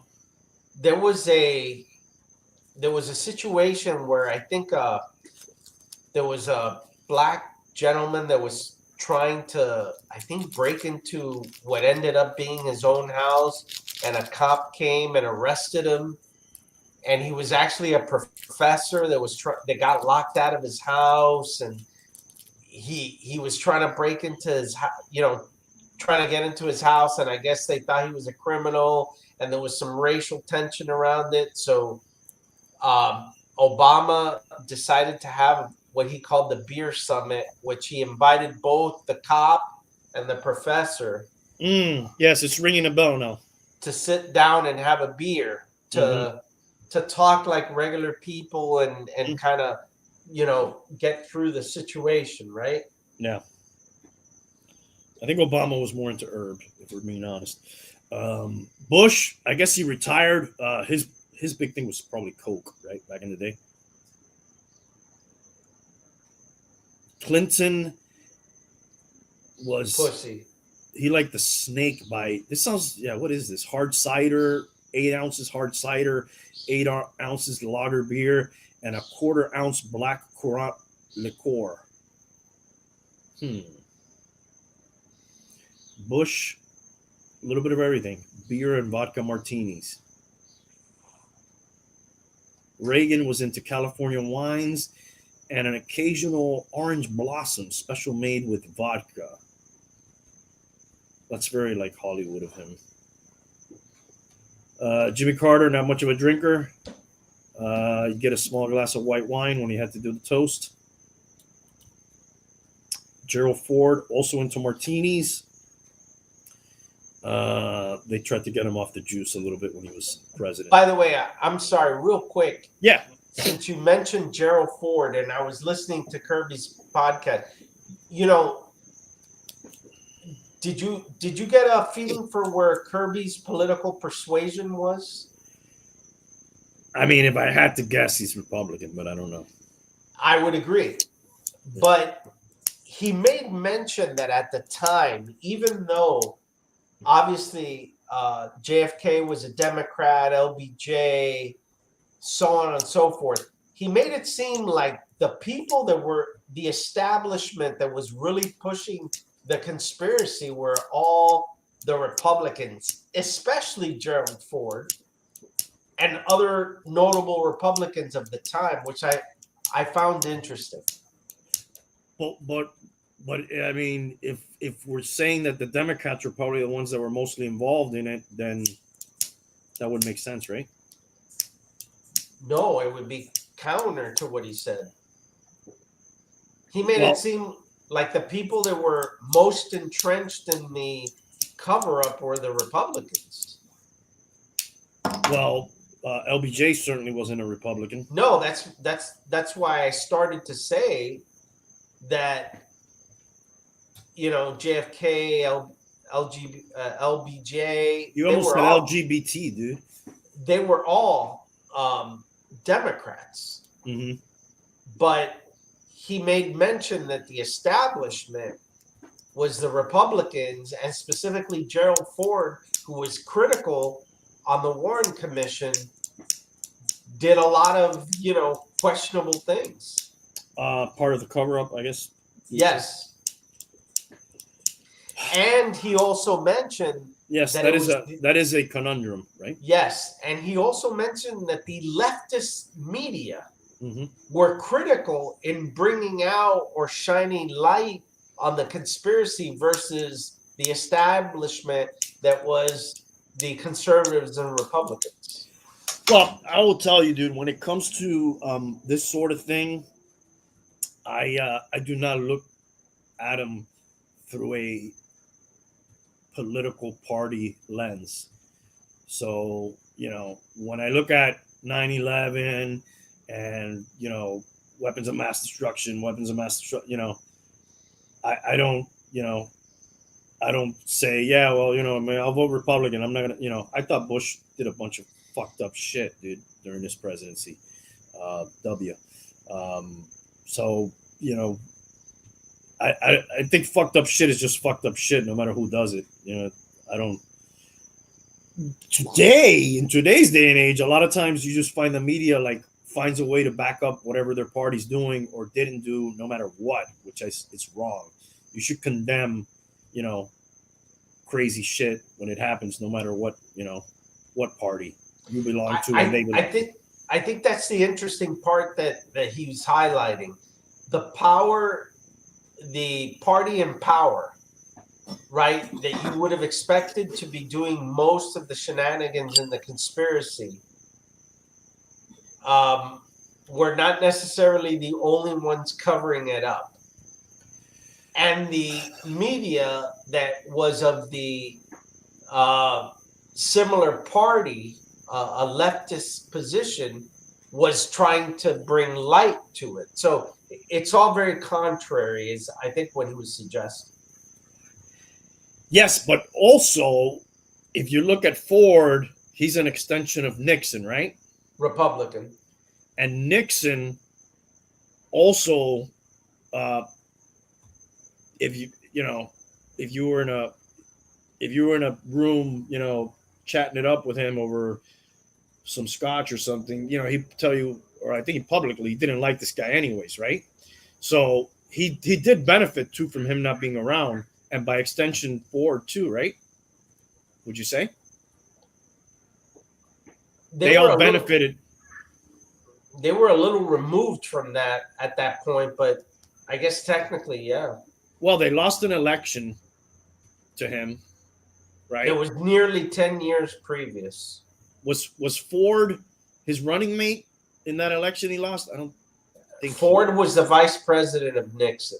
Right, but I'm saying when Nixon lost the election to JFK, I don't think Ford was his running mate. No, he wasn't. Okay. But Nixon lost, and then who went up against LBJ when he was elected after the assassination?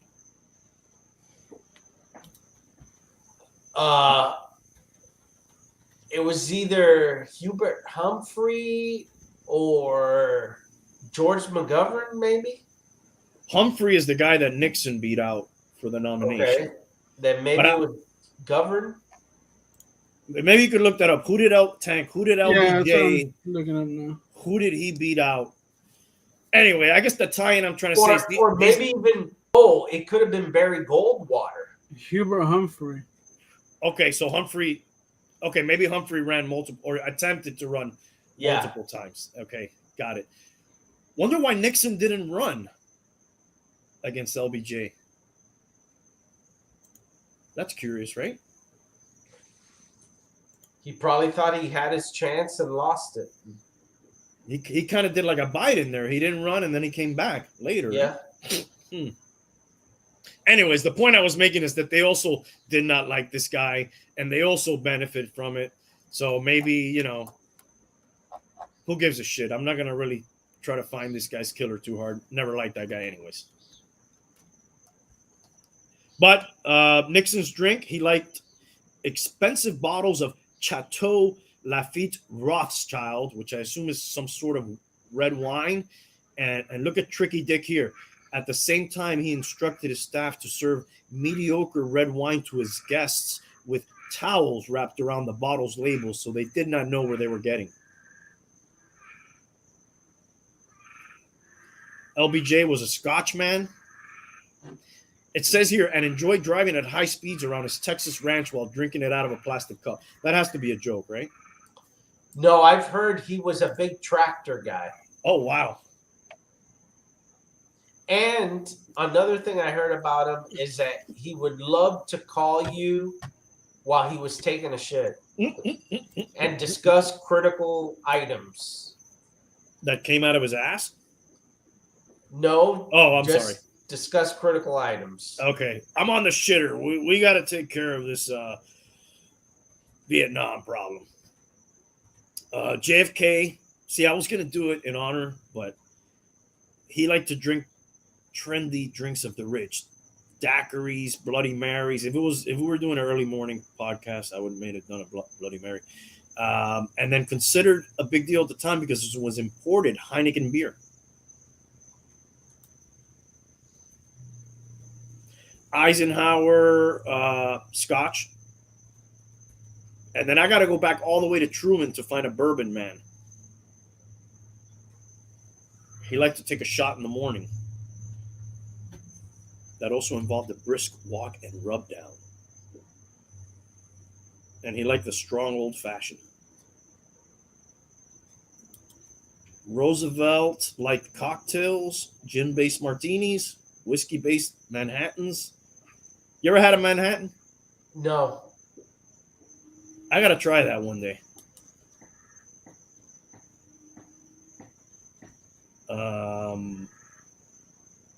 Herbert Hoover, fantastic wine collection, but his wife dumped it down the drain when Prohibition hit. Coolidge liked Tokay wine. I am not familiar with that.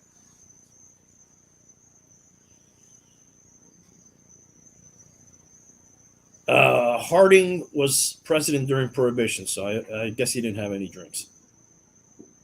That guy probably drank the most. Yeah. He probably drank all the good shit that they fucking confiscated. Whose idea was Prohibition, dude?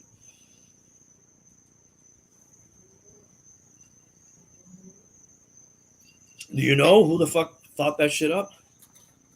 Like if it was a singular person? Yeah. I'm not familiar with a singular person being responsible for it. Yeah, that might be a podcast. We should research that one day. Taft was 300 pounds. Andrew Volstead. That's the guy who fucking thought this prohibition. He was the chairman of the House Judiciary Committee who engineered the passage of national prohibition. Jesus, dude. What a terrible idea. Champagne for William Howard Taft. Let's see, Teddy Roosevelt, one of my favorite presidents. He was into mint juleps. Fresh mint from the White House garden. I had this one day. I didn't care for it. How would you describe it? The flavor? Like, I've never had one, but is it is it a rum-based cocktail? Is it a No, whiskey? rye whiskey is supposed to be the. Well, they say here, yeah, you put a little brandy in it, but rye whiskey is like the main thing. I'm just not a fan of mint in general, other than on my ice cream. So I don't know. I didn't think I needed all that other stuff to fuck up some whiskey for me. McKinley's Delight. I guess that didn't catch on. That was a popular drink during McKinley's presidency. Benjamin Harrison, no. I guess everybody else before this drank gasoline, probably. So there's that. Almost every president's favorite. Thank you, Hialeah. I wasn't going to mention it in case some people unsubscribe, but we did reach that milestone last week. So thank you to everybody who subscribed. If you're watching the show, subscribe if you can. And hopefully it won't take so long to get to 400. What else is going on? Are they going to investigate Brady? Sounds like they're staying away from that one. You think that guy's embarrassed with all the stories that are coming out now that he's really a fake person and he's a little Machiavellian bitch that is constantly trying to get the edge, and it all came out, and he ain't this America's sweetheart of a guy. I think he likes it. I think his fans like it. They think it's more gangster. I think if he was around in the era of JFK, he would have been involved in the fucking coup himself, probably somehow. There would have been a tie-in. I don't know. Oh, sorry. Jump back to Kennedy and Nixon election. It's funny how years pass and then you end up in the same place. There was massive voter fraud in that election. And then this is why every time somebody says no to some sort of government conspiracy, and then we have all this stuff that happened before, I feel like saying, hey, dummy, don't you know they did it already before? They could do it again. How are you going to think they can't do this? Was that ever proven, any of that voter fraud, from that election? I don't remember anything significant around that, but a lot of it was sort of like a known thing that it was very questionable. I think till this day it's still the closest presidential election ever. We've had some the fucking Bush one has. Well, are you talking about votes or the Bush one? Bush Gore was on some fucking hanging chads, dude. We didn't know who the fuck president was for like months, right? Well, and then he won because of Florida, and his brother was the governor, right? Yeah. Mm-hmm. He got rid of some chads for him. Yeah. I think it was about a month. Yeah, it seemed like forever though. Like from November to December. They kept recounting it, and I did find some parallels from Nixon and Trump too. Like his visits to certain places that, Nixon visited Russia and China, like in a span of a few months, I think. Yeah, Kissinger and Nixon's both Russia. I think there's a word for it. I think they call it détente. Yes, where it's like you open up conversation, negotiations to avoid catastrophe. Their policy on détente, both with China and Russia, was considered, revolutionary. And then there's people on both sides who are like, hey, that's soft, or hey, that's great. We're avoiding major conflict, by, opening up dialogue with these people.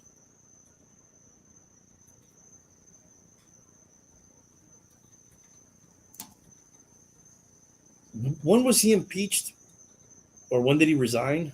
Yeah, he was never impeached. He was never impeached. He resigned before any of that stuff happened. Yeah. What year was that? And I think it was 72. It's crazy. That was 5 years before I was born, and it seems like it's. It was. I think he tried to fire everybody that could have screwed him. And at the end of the day, it was his own party leaders that went to him and said, you need to resign. You can't try to win this. Mm-hmm. And a lot of people say that obviously would never happen in this time of day.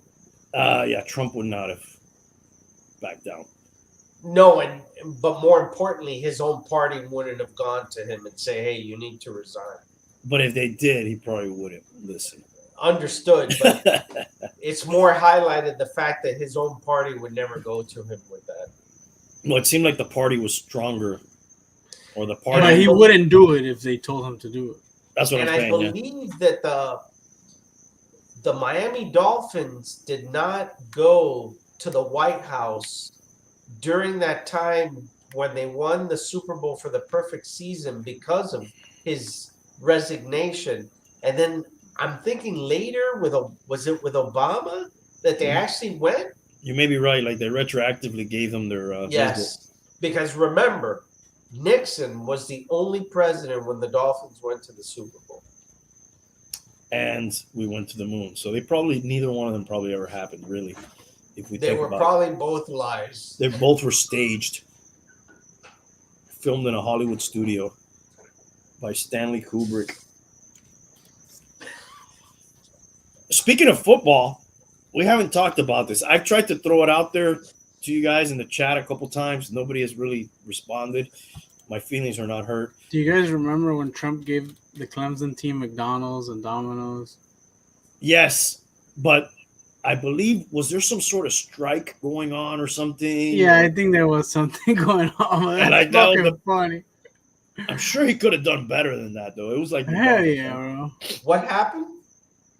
Clemson went to the White House and the meal was McDonald's. Oh no, actually, it was like every fast food. Yeah, it was McDonald's, Domino's, Wendy's. yes, like, he had every fast food thing, like silver platters. He's there was, like, there was a government shutdown, the longest in the U.S. history. This is good food. This is all I eat. There's nothing better. Yeah, This is the best food. What are you complaining about? I do respect the fact that he likes fast food because you know what? we all do. We all do. He's And a that's bum. like, hey, you know what? That's like a real thing. Does he really eat it though, or is he eating? He is does. he eating? He's okay. I thought he might be eating like a filet mignon in the back while these guys are eating. I saw- cheeseburgers. I actually saw a picture of him in Air Force One eating McDonald's chicken nuggets and a Big Mac with a Diet Coke. Diet Coke, just to make sure you're okay. Yeah, just to balance it out. Yep. And there's one with KFC. I hear yes. His favorite is KFC and McDonald's. Now, does he like a flan from Hialeah KFC? I don't know if he's been to what I that. want. Yeah. Probably never set foot in Hialeah. Okay, back to what I was trying to ask you guys.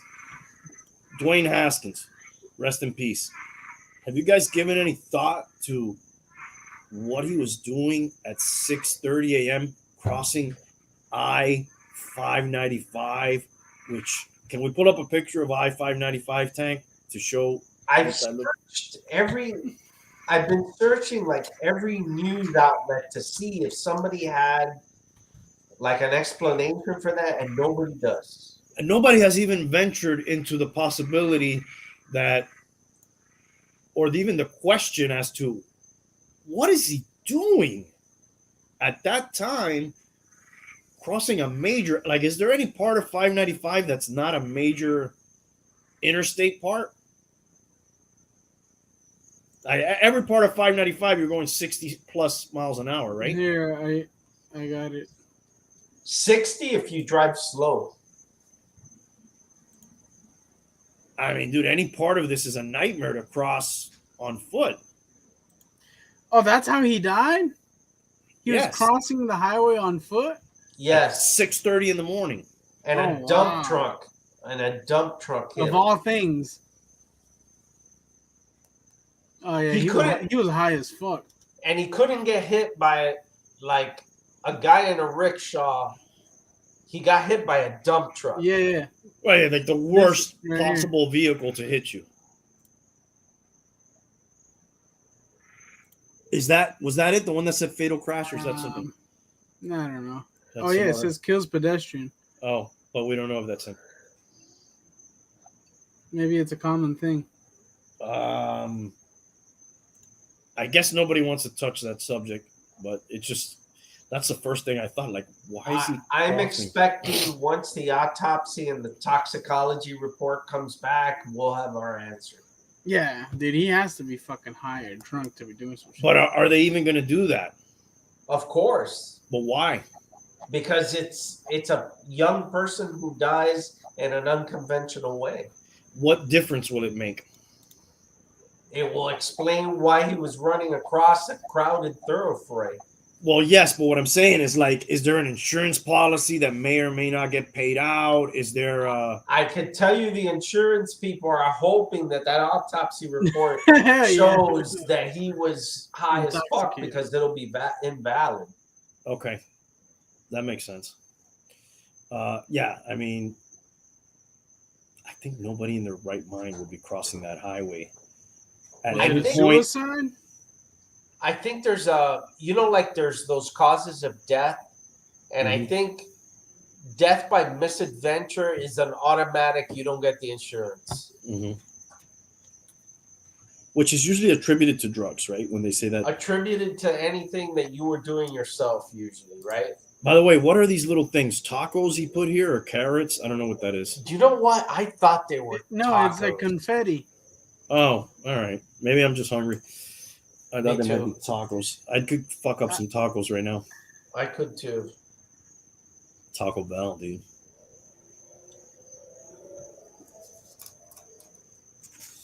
So I don't know. I found that weird, dude. That's more than weird. The other guy that I sorry, go I ahead. never Thank heard of that misadventure thing. There's like drug overdose, accident, suicide, homicide. All of those are death by misadventure. Yeah, Bruce Lee's death was also labeled as death Oh by wait, this is the misadventure. UK. Sorry, that's not valid. Why the fuck is it giving me UK? No, I think it's pretty much the same. Yeah, I guess so. Dude, did you know the Unabomber's still alive? Yes. Do you know that they let that guy publish books from jail? You know what's shocking? And I just saw it yesterday. The guy that tried to assassinate Ronald Reagan Right. is playing a sold out concert. In jail? No, they released him, and his first gig out of jail is a sold out concert. He's a free man? Yes. John Hinckley Jr. Oh my God. Hopefully, he doesn't try to go after Nixon again. What I don't know No, is it was Reagan. Oh, what I don't know is He's dead already. See. what I didn't read was what is his music genre? What is it? And where did the fan base develop that as soon as he's out of jail, has a sold out concert? Okay, but there's sold out and there's sold out, right? How many seats did you say it was? I don't know those details. he's It just playing said at a football stadium. a football stadium. Nah, I'm talking shit. A high school football stadium, maybe. I'm trying to find him. Well, you know his name or no? John Hinckley Jr. How do you try to assassinate a president and you get released? He served his debt to society. I mean, Proved to be competent. if I was president, I would not want. Dude, this guy tried to kill one. He says he's planning a redemption tour. That's a good Sold name. out concert in New York. It's in New York where it's sold out. Well, that kind of makes sense, doesn't it? He's gonna cover I Shot the Sheriff. At Market Hotel in Brooklyn. Does it say like what kind of music he plays, or? And where in Brooklyn of all places, they just tried to shoot a bunch of people there, didn't they? That's exactly why I think it would make sense there. He's trying to finish the job the subway guy couldn't finish. What the fuck, man? Tank, does it say his music? Oh, sorry. I was trying to look up the amount of seats in that place. Well, that would be interesting too. He's into hip hop.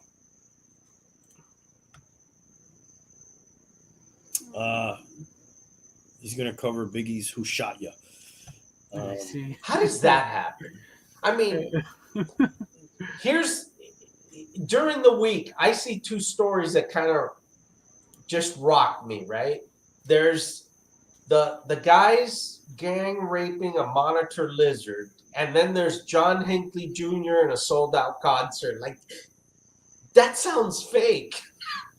Yeah, what world are we living in, dude? What fucking dimension did we end up in where, like, how could that be? Dudes that are sounds like a joke. Lizards. Are monitor lizards dangerous?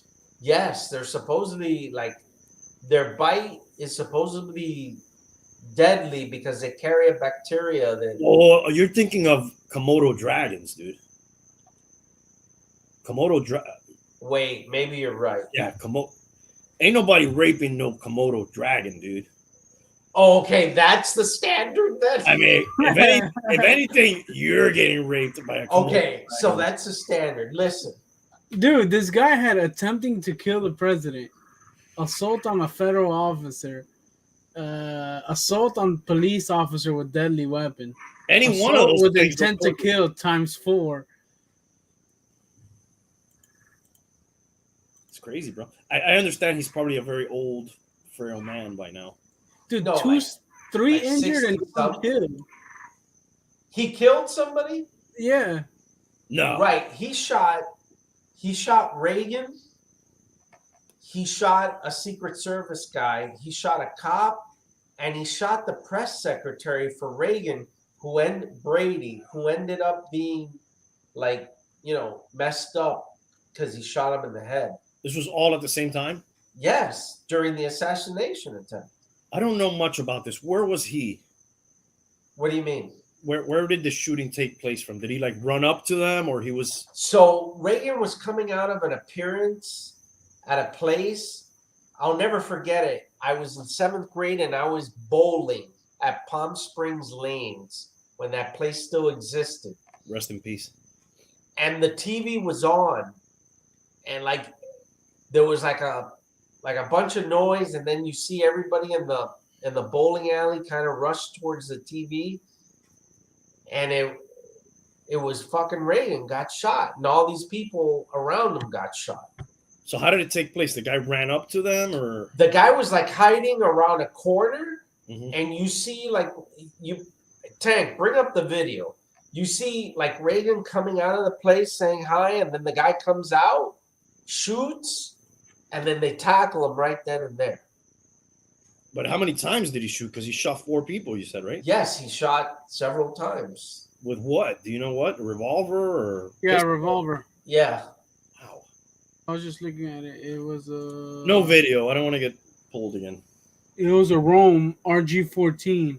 Yeah, there's definitely video on that. Okay, we'll look that up on our own. It was some guy named Brady he killed. No, he didn't die at the scene though. He was right. But they ruled it 33 years later a homicide. Wow. Because he was he was paralyzed. Yes, he died from his wounds later. Right. Wow. And too bad it couldn't have been Tom, dude. That's the only thing I'm saying. Yeah, said he'd been shot in the right side of the head. Yes. Endured a long recuperation period, remaining paralyzed on the left side of his body. And then he died 2014, and they ruled it a homicide. Back to Tom for a second. Basically, speaking of Brady's,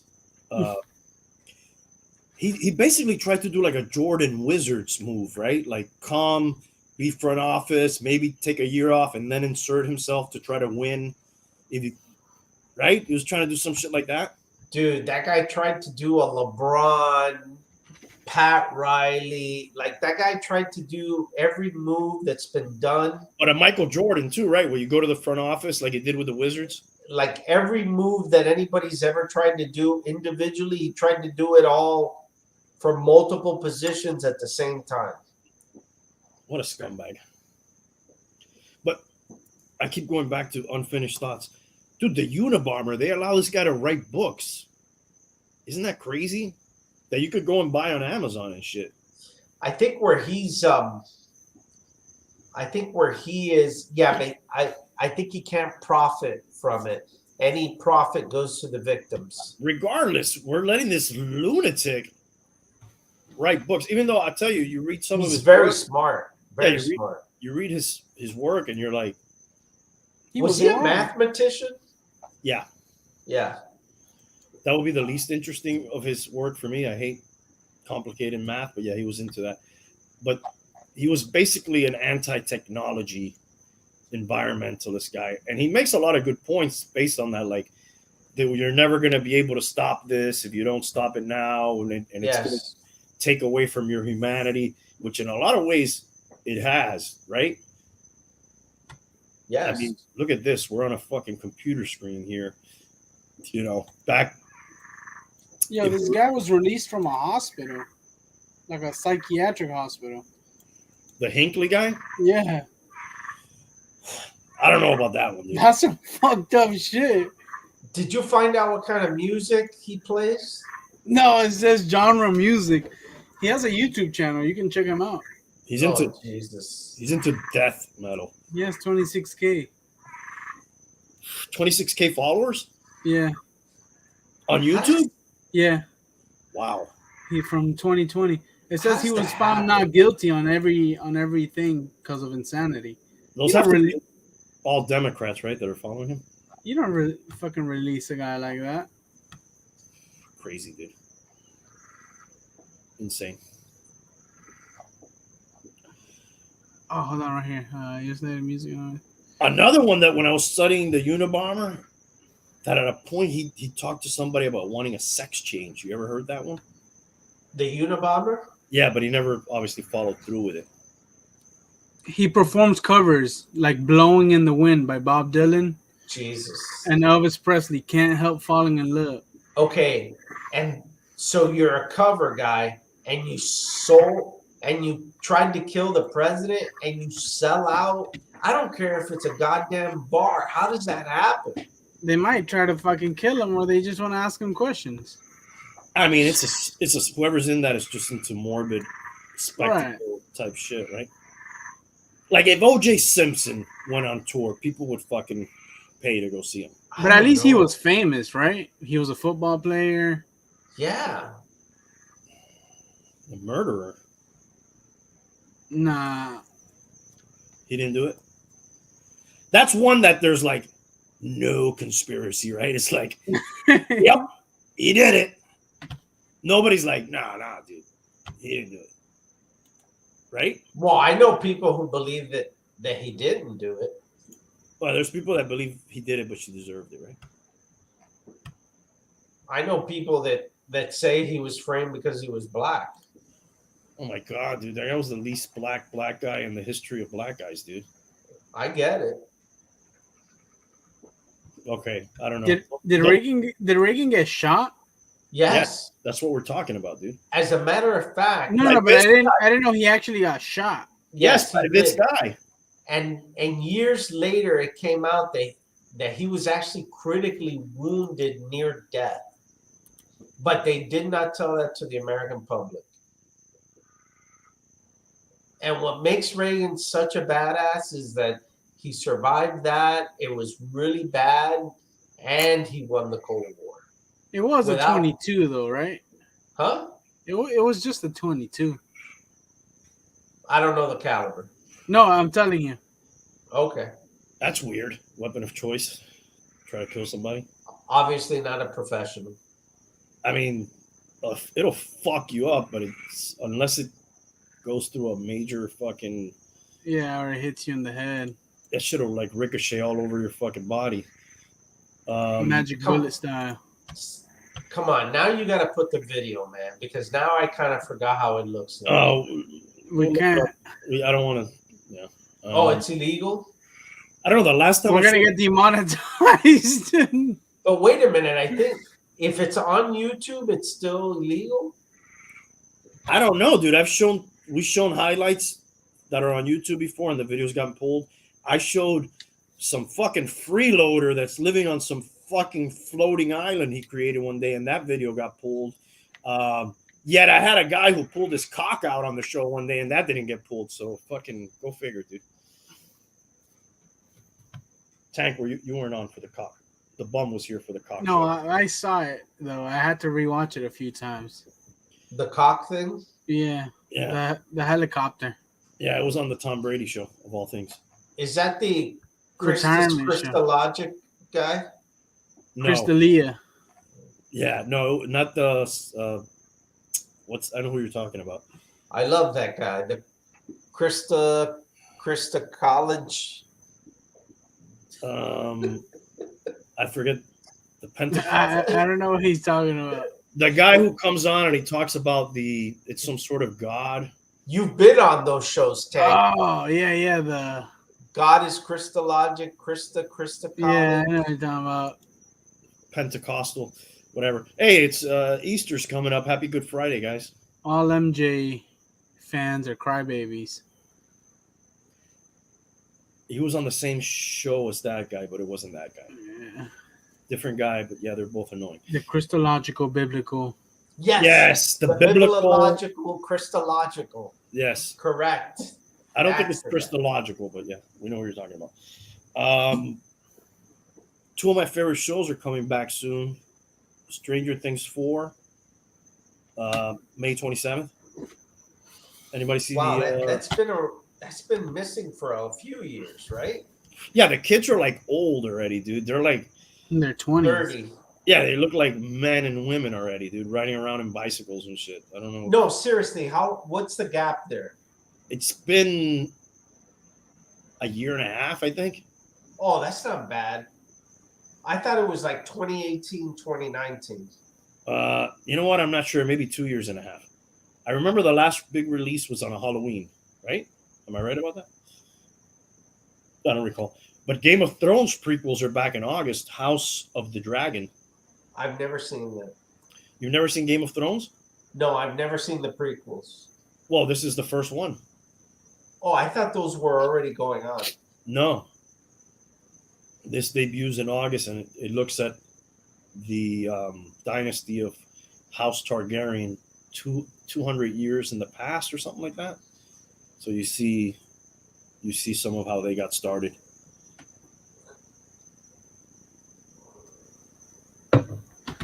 I've never seen it. You never seen any Game of Thrones at all? No. It's pretty cool if you like that sort of. I was all in on that show. I loved it. As the final season kind of, I just found it's hard to wrap up a show, is what I found on any TV show, especially epic. I didn't see that show, and it ended in 2019? I believe so. And I binged it the year it ended all the way through the final episode, and it ended up cracking my top 5 greatest shows I've ever seen. You see, it's in my top 5, but I haven't watched a ton of series start to end either. You know what I mean? Yeah. I've definitely abandoned way More than you've seen. Oh yeah, 100%, dude. You just can't commit. I just dude. Maybe if they were in podcast form. I've definitely abandoned a lot of podcasts too. Because that's the advantage of the podcast, right? They're in, and I was listening to Kirby's. They're in 20-minute increments. Mm-hmm. So you can quickly hear them, and you don't feel like Commitment. it's so. In fact, you almost feel the opposite. Oh, I want to listen to the next one because it's short, concise, and you want to get to the next one. They're about 20. I think the longest one I heard was 29 minutes. Unlike this one, which is 5 hours at a time, usually. Yes, of unbridled vomit of stuff. I mean, we're not going to be ever going to be the best podcast or the most popular. Might be the longest. So we have something there. But dude, I binge listen to a lot of podcasts too, you know. I'll listen to those 20, 30-minute ones and I end up listening to hours at a time of it. Yeah, so after I always heard about Game of Thrones, and then in basically like a 6-month period, I watched 5 years worth of it, including the finale, and it broke into the number 4 greatest series I've ever watched. All right, so give us the whole top 5. Breaking Bad, The Sopranos, Mad Men. Did you see the whole thing of Mad Men? Yes. Spoiler alert. What's the ending of that? I don't want to ruin that for you. I don't think I'm gonna. I do enjoy it. I don't think I'm gonna sit. It doesn't seem like one of those shows where you need the ending. It's more like the experience of it. Well, and it's one of those endings that everybody has a different take on it.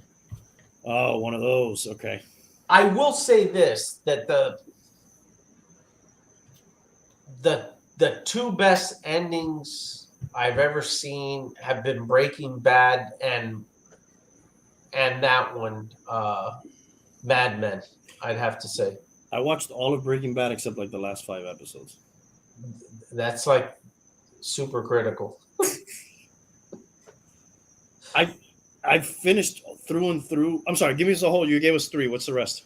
So it was Breaking Bad, The Sopranos, Mad Men, Game of Thrones, and The Walking Dead.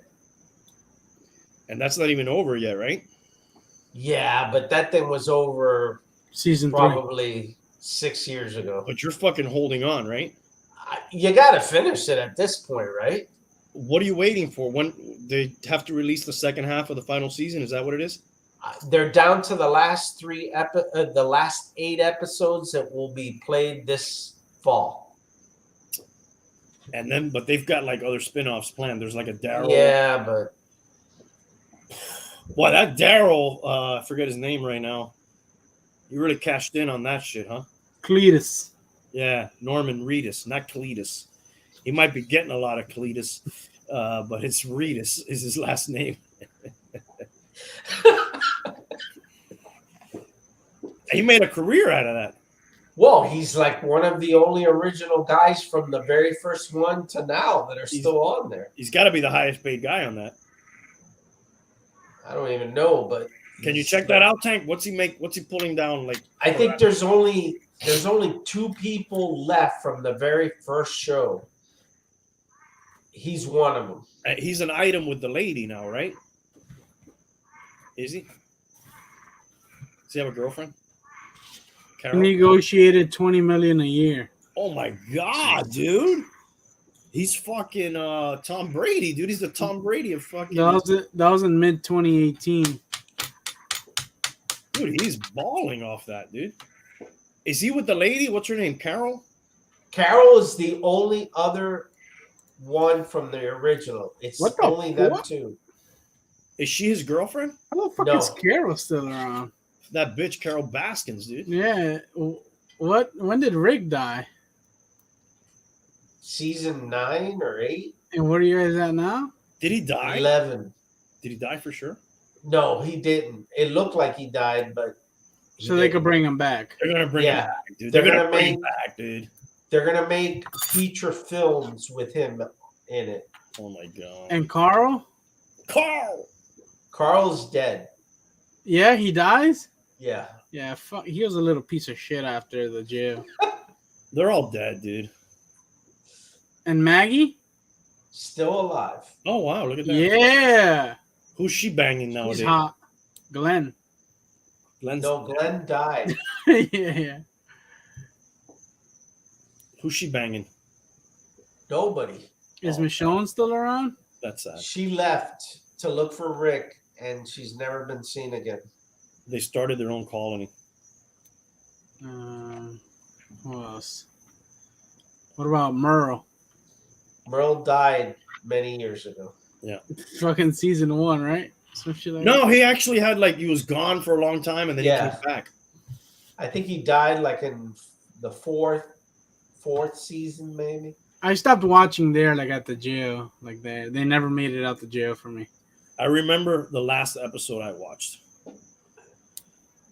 The governor leaves and kills a bunch of his own people. And I'm Oh, like, the governor! I forgot Like- about that guy. what the fuck was that, dude? Yeah, I mean, if you gave up on it, then there's just no way you would have made it past that. Because Alright. that was actually when it was still good. I'll give you my top 5, and this may be the only 5 I've watched in their entirety, so take that with a grain of salt. But yeah, definitely Game of Thrones. I put it up there. I thought 6 Feet Under was good. I watched all that one. You ever see that one? I've seen some, but I didn't watch the whole season, All the right. whole series. The new Battlestar Galactica. I like that one. I saw all of that. Twin Peaks, the original Twin Peaks. I liked all of that one. I already said Game of Thrones, right? Yeah. Jesus Christ. Controversial ending. Some people hated, loved it, but I did really like Lost, especially in the beginning. Did you see all of that one? No, Never got into it at all. no. It had some cool aspects to it. The story got Not because I didn't like it. I never watched it. okay. Don't. You'll just end up with a lot of lost time if you do. But it started off promising, and then it got a little wacky. They had some cool sci-fi elements, time travel, and all this other stuff that got worked in. But the ending is up for debate. You want to hear mine? Yes. Yes. Haunting of Hill House. Is that a top 1. series? Yeah. Okay. I like Breaking Bad. That was a good one. Did you watch Camino, Bum? Yes. Did you watch And- Better Call Saul? This actually next week is the last season of Better Call Saul, and I am watching that. I And that is never another- finished it You guys know another why it's excellent called? show. You guys know why it's called Camino? because that's what he drives. Yeah, the El Camino. It has a double saying. You thought you had us? No, I just want to make sure you guys knew. You But it seem does like have- disappointed that we knew. But it does have a double meaning because it was his road out, and it's also the car that he was driving. Mm-hmm. Good old Jesse Pinkman. What else? Parks and Rec. It's pretty good. Friends.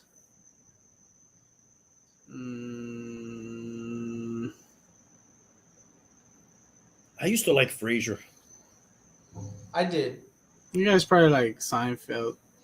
I did too. Not me, dude. It was okay, but I wasn't number one fan. I would have thought you would have laughed at least at Constanza. There were certain things, his wallet, that I could identify with, actually, and but I wasn't I had to watch it every week. You know what I mean?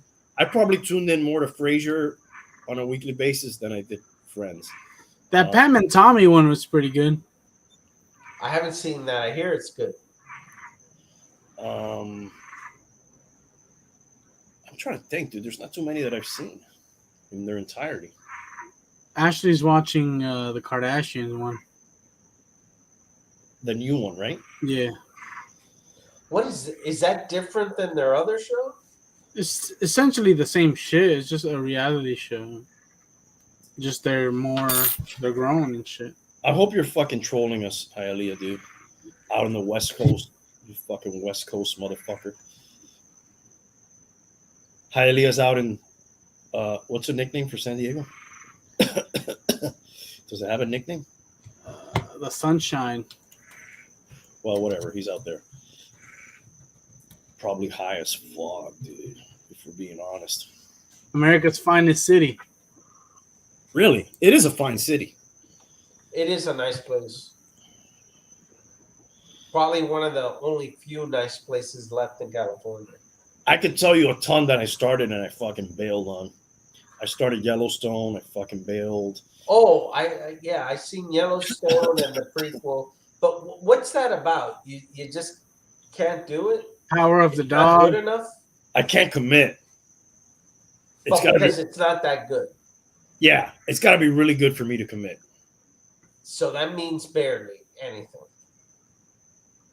It's a big commitment, and, Because and I it- think it's the usually last show that you completed is what of this modern era is Game of Thrones. Game of Thrones, and Yes, that and ended in 2019. but I'm all in on Stranger Things. I watch that whenever it comes out, so that's an easy commit though because I usually binge in a couple days the whole fucking season.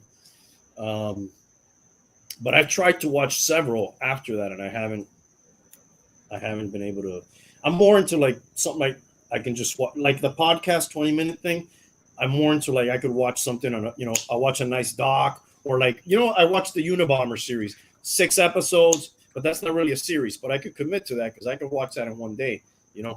Those kind of quick stories. I'm more into because it's just I don't have the time to commit. And sometimes these commitments are multi-year commitments. You know what I mean? Like unless they're already over. You know which one? I tell you what's on my list. I want to watch Ozark. Any of you guys watch that? Bum? I have not. That's been recommended to me by all kinds of different people, and everybody says good things about it. I want to watch The Wire, which you told me you watched a couple episodes or one and didn't continue.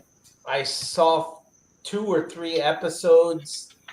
I found it extremely dated and tough. And everybody that has ever watched that has told me it's the greatest show on earth. Now, when you say dated,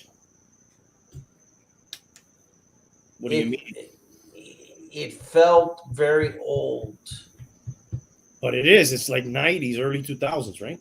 Right, but you would think that a show that's just about cops and stuff like that doesn't show it's not like a period piece, It's not like I don't know. You could see it as a period piece now. Huh? You could look at it through that lens now. Say it's a period piece. You didn't enjoy it. I have heard that show kind of builds because I think every season takes place around a different scenario, and it kind of like starts building and it gains some steam.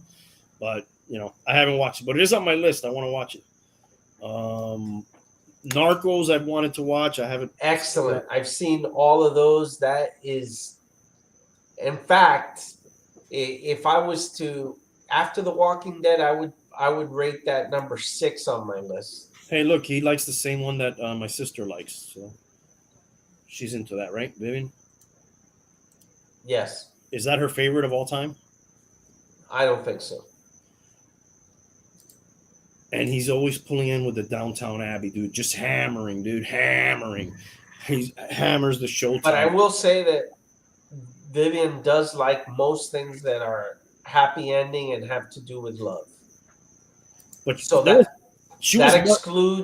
excludes about 98% of all programming. But Sex and the City was like her must-see TV for a while. Yeah, but she liked Friends and she liked any of that kind of stuff. But she's mostly into my sister, my loving sister Vivian.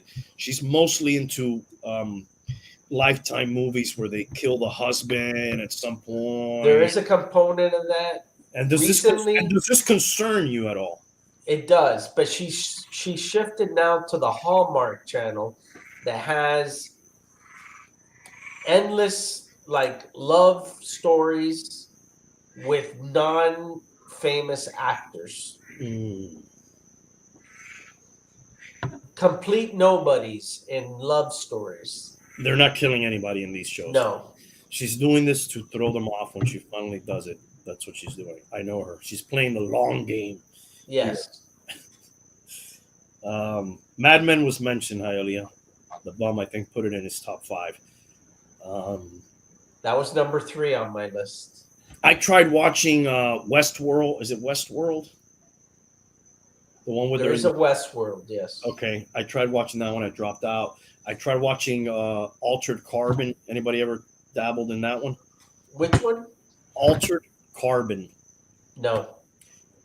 It had kind of an interesting premise where it's set in the future, and they've figured out a way to like download your consciousness, and it's in like some type of fucking disc thing in the back of your head, and like they could put that shit into like another body, and then you have the new body, but you still have the old consciousness of your old life and shit, and it had to do with shit like that. But it got convoluted for me. It got a little bit too convoluted.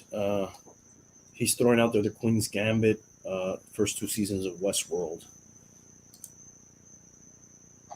Queen's Gambit, is that the one that has to do with chess? Marina got into the one about the royals. I don't even remember what it's fucking called. Well, there's a bunch for that. Was there a good Kennedys show called The Kennedys? And was it even good? I feel like it's an early 2000s thing. I can't. That doesn't ring a bell. No, I think maybe you can fact check me, Tank. The Kennedys. I thought there was a series that revolved around the whole Marilyn Monroe election era, JFK, Robert Kennedy. What bad luck that fucking time. April 3rd of 2011 came out. Okay, so like 10 years ago. Yeah, it was a mini series. Hey, look at this, dude. Talking about presidents killed and shit. You know how much money they spent on personal security for Mark Zuckerberg last year? And if they would have spent this amount on securing JFK, he would not have been assassinated. 120 million. All right, you're out of control. They spent 26.8 million. 30 million. Yeah, just about 30 million. Sopranos was mentioned. He put in his top 5. Hialeah. I haven't seen that one. That's my number 2 all time. I'll give you. Here's some of the other guys. Amazon spent only 1.6 million for Bezos. What, on security? Yep. They don't care for him too much. Or he's really cheap, which he's been accused of that. Warren Buffett, 273,000. Mostly that guy's really cheap. Mostly to protect him from cholesterol. It says here. That guy eats a sausage McMuffin and a Diet Coke. I don't buy that, dude. I don't every buy day from McDonald's. That old man's doing coke and hookers. Probably he doesn't live in that little house he grew up in either. He drives a Honda Accord. Yeah, from '94, I believe. Yeah, I don't know, dude. I don't think so. Guys, I got a football game to go to tomorrow. Who's playing? My nephews. Oh, okay. Go nephew. Go team. Who's he playing for? I don't know. It's a fucking tournament. Like a flag football tournament? Yeah. All right. Hopefully Hopefully he does good. Yeah. I'll record. Let us know how that turns out, dude. We'll cover it on the next podcast. Later, guys. All right, brother. Take it easy, brother. So, back to football for a second. Did you hear this Cam Newton thing he's catching heat for? He said some derogatory, unfeminist-like things about women. Yeah, like he likes his women when they know how to shut up or something They like need that. to shut up, be able to cook, and know when to speak. It's almost like he's from Mad Men or something, dude. Yes. Which was basically that was her whole thing, right? Your wife cooks, shuts the fuck up, knows you're fucking your secretary, and she likes it. Yes. And they drink whiskey and shit Absolutely. and smoke. And actually, Don Draper drinks more specifically old fashions. Which is with bourbon only. Typically, yes. Okay. Well, I'm sorry he left. I wanted to go over the World Cup seedings. Maybe we can do it real quick. Did you hear anything about this? Are those frogs? There's frogs and donkeys going off right now in the background. I got a dual situation going on. What are donkeys used for, like in a setting like where you're at now? I know what they were used for in the past, like in the old West, but like in you live in the Redlands? Yes. In the Redlands, what is a donkey being used for? Besides a pet, the people that live next to me actually have a horse quarantine facility. So they take, it's kind of like a customs place for horses to come and go when they're going to other countries or coming from other countries. So they have to come here and I guess get some tests and stuff before they can go on their way. And then they have to put them either in the stalls or in their Jesus, what's the word for their pens or whatever out here. And then Stalls? stalls would be in the barn if they're in the barn, or sometimes they go out to los corrales. The word is escaping me right now. Is that different from a stall? Well, a stall is inside the barn. Okay. And then out in the grass in the pasture that's fenced off has another fucking name that's escaping me right now. El potrero. A horse stall, you're inside the barn with a roof over your head. Okay. And then out here, you're in a fenced area where you can graze on the grass and they have hay. They have them in different places. I guess it depends on how many they have at a time. The donkey they use as a companion for long-term horses so they don't get lonely and shit. Pasture. Yeah, but the word I'm saying is the enclosure, which is it's a very simple word that's completely escaping me right now. El potrero. So the guy, I asked him one day, why do you have so many donkeys? He has 9 donkeys. And he's like, yeah, we put them to hang out with the horses so they don't get lonely and shit. That was his explanation. Okay. Well, I wouldn't know if that was wrong or right, so it's good to know. I mean, that's what they use them for. Okay, World Cup. It's coming up. I think it's like, here you go, 219 days. I believe that's sometime in November. It is this thing is in Qatar, right? This year. I think that has part of the reason to do with the late date, so they don't have to deal with the extreme heat. And then here's Group A: Netherlands, Ecuador, Qatar, Senegal. I guess the home country gets that automatic bid. I don't remember seeing Qatar in many World Cups. So, what's the United States overall standing in soccer? Is it middle of the pack? Is it lower than middle of the pack? What is it typically? Well, they made it for the first time. They missed last time. Let me look up the rankings. I mean, they've been as high in the past as the teens and stuff. I don't know where they're at right now. But that's their group right there on the screen. England, Iran, and then there's a playoff here. I don't think that's been determined yet. So we don't know exactly who the last... So the men's FIFA rankings right now, it's Brazil, Belgium, France, Argentina, England, Italy, Spain, Portugal, Mexico, Netherlands, Denmark, Germany, Uruguay, Switzerland, and then USA is 15 ranked in the world. 50? 15. 1-5? 1-5. So I think the only team here ranked ahead of them is England. Well, we don't know who the fourth team is going to be. Have we ever won the World Cup? No. What's the closest we've gone to it? There may have been a quarterfinal early on. I know there was a round of 8, not this century, I want to say. We were good in one of the early ones. What's the best U.S. finish in a World Cup? I want to say we finished 3rd in one of those early. We reached the quarterfinals in 2002, which was our best finish since 1930. Jesus.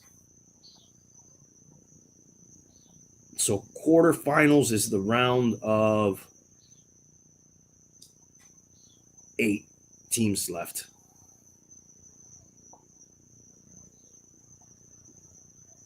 We lost in the semifinals to Argentina in 1930. So there you go. Here's Argentina's group: Mexico, Poland, Saudi Arabia, France, Denmark, Tunisia, and then there's a playoff here to determine the final spot. This looks like a tough group: Spain, Germany, Japan, and then somebody else. Croatia, Belgium, Canada, Morocco, Brazil, Cameroon, Switzerland, Serbia, Uruguay, Portugal, Ghana, South Korea. And I think after this World Cup, they're going to expand the, a corral, the OK Corral.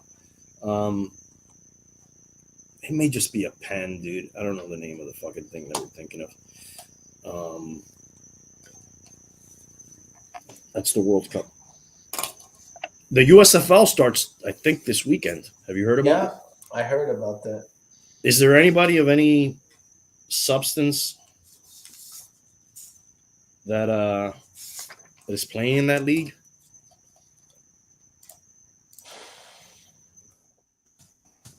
I did not go through the list of players, but I think they signed a coach too. Was he prominent? I think they did get a coach that was maybe a former NFL. Yeah. Let's see. Let's look at this article by Fox Sports. 8 teams, 2 divisions, North and South. They will play 10-game schedule. Top 2 teams in each division. This doesn't really say. Oh, here you go. Michigan Panthers, New Jersey Generals, which that's an old school team, right? Yeah. That's Trump's old team, right? And the Gamblers too, right? Mm-hmm. And the Bandits. Mm-hmm. So that's the teams, Gamblers. And maybe even the Stars. Maybe. It starts tomorrow. 7:30 p.m. What a deal. I want to see if there's any players. Tell me who's fucking playing. Wow, there were a lot of badass players that came out of there in the original version of that, right? Yeah, you know that there's nobody good playing because they've told us the teams, they've told us the announcers, they've told us the rules. Here's the coaches: Skip Holtz, Kirby Wilson, Mike Riley, Todd Haley. Todd Haley, former Steeler offensive coordinator, right? Yeah. Jeff Fisher.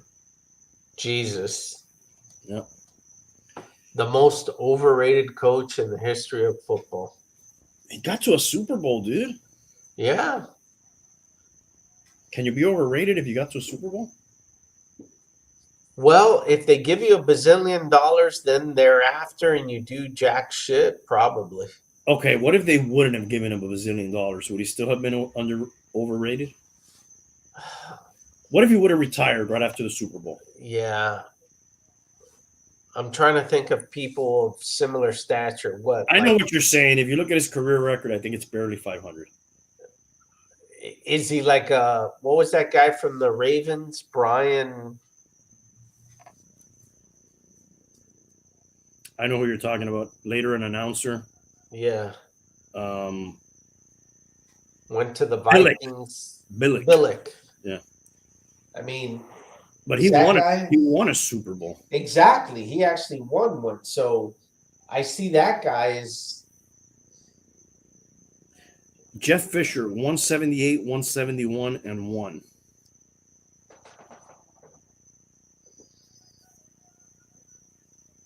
Brian Billick, career record, 85 and 67. Okay, here the USFL is telling us about their mascots. The officials. Jesus, they literally are hiding the players. The article's over. They didn't mention one player. That's terrible.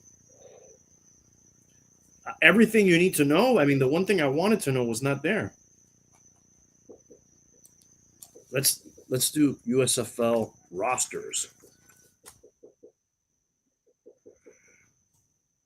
This is like they're in the secret. What is that called? Witness protection. witness protection. Yeah. Okay, here's the Birmingham Stallions. Do you recognize any of those names? Looking. These got to be guys who didn't make the NFL draft. Most of these guys. Looking.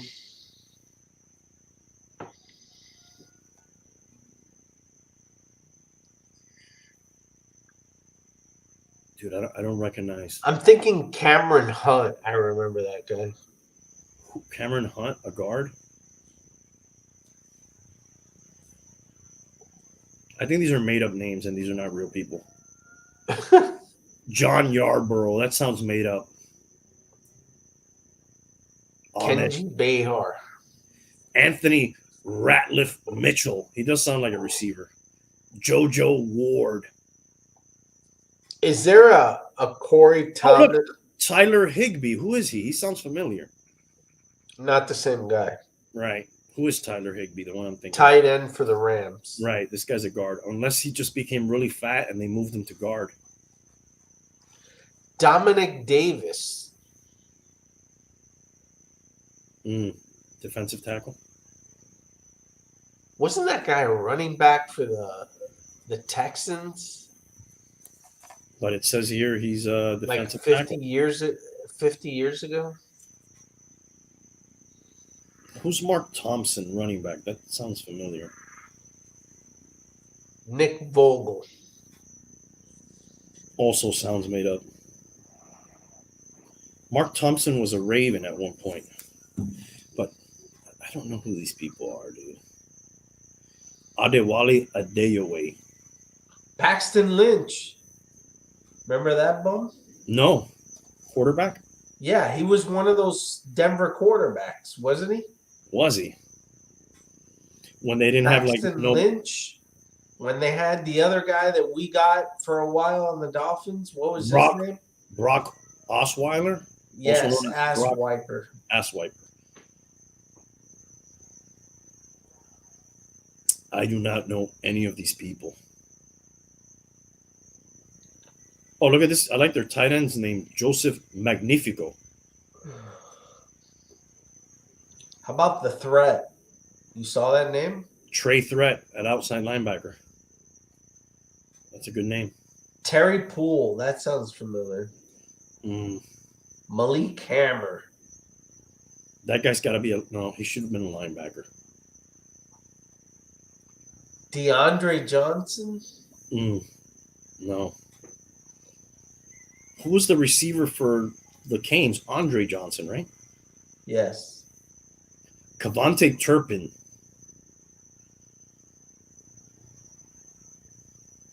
Wow, there's not one name here, dude. Angelo Garbutt. Pippi Longstockings. Who are these people? Derek Jones. Man, that sounds familiar. Zach Smith at quarterback sounds like somebody, but I don't know.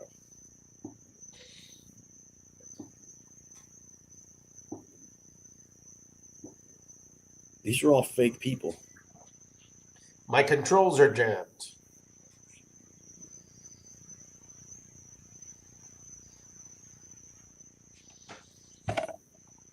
Peter Noseworthy.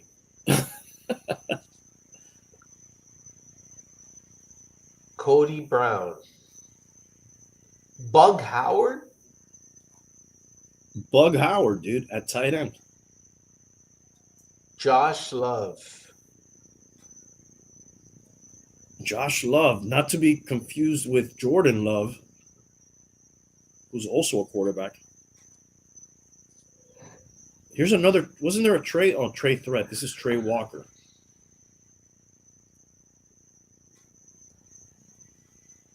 Devion Smith, not to be confused with Devontae Smith. See, I think they're just making fake names that sound like real players. Adam Schuler, not to be confused with Heath Schuler.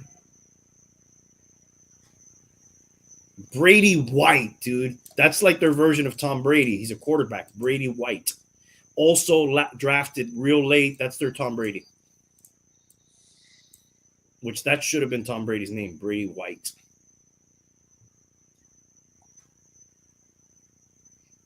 Vinny Papali. Vinny Papali is their version of that guy that they did the movie on, the receiver that Mark Wahlberg played him. What was that guy's name? Invincible. Vince. Not Ferragamo. What's his name? You know who I'm talking about. Yeah, the movie was Invincible. Yes, the guy's name was Vince somebody. Anyways, that's a list of no-name UFL players. And I think it's also Jackie Robinson. I think it's Today, weekend. yeah. The 75th anniversary. Today was his 75th anniversary of breaking into the big leagues. Do they do a whole weekend celebration thing? I don't know if it's the whole weekend. People wear. I don't know if it's the whole weekend. Is this when everybody wears 42? Yes, everybody wears 42. This year, I think they're also making the 42 blue, no matter what team you're on.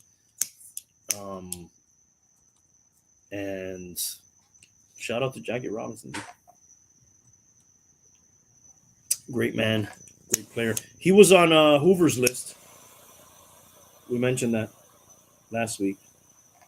He was on what? Hoover's list of people that were watching. Oh, dude, talking about Hoover's lists and our guest earlier tonight. Dude, he met a very famous person, man. I don't know if you listened to that episode yet. As a child, and I didn't have time to ask him about this. He and his mother got a ride. They didn't have a car. Their dad was off to work. They went to like a local store. Starts raining. They get caught in the rain. Car pulls up, opens the door, says, get in, get in, get in. They get in, and then, they try to pay the people for a ride or whatever, and they're like, no, don't worry about it. She says, well, tell me your name. And she says, I'm Loretta King, and this is Martin. And it's who? Martin Luther King Jr. Wow. Yeah. They end up getting a ride from them when he was a kid, which was a pretty cool story.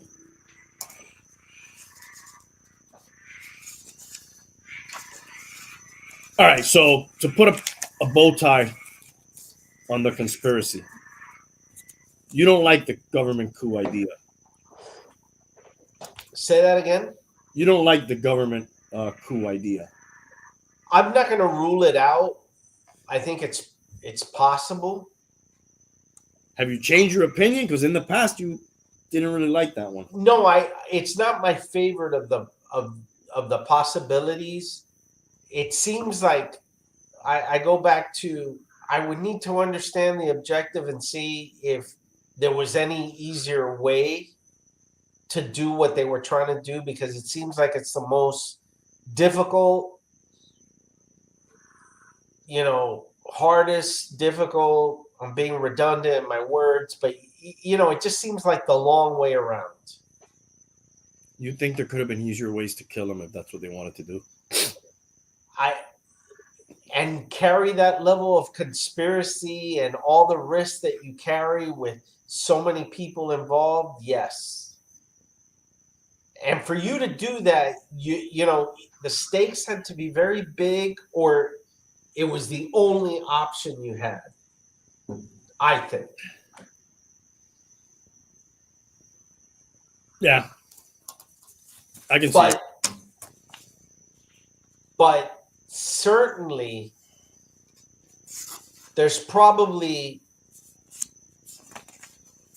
again, there's more evidence around that whatever we were initially told is inaccurate, or there's more to it.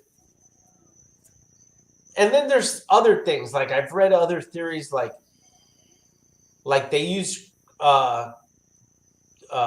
triangulation, and that Oswald was a shooter, he just wasn't the fatal shooter.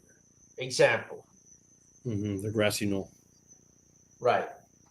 Which means Oswald was involved, but yet not the the actual kill shot, right?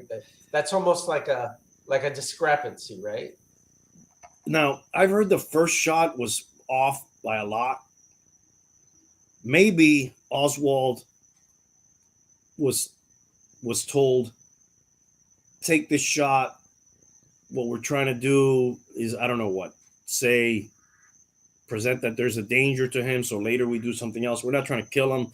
We're maybe trying to like scare, and then we're going to do other things based on this. And then in the end, somebody else kills him, and then it just gets pinned on him.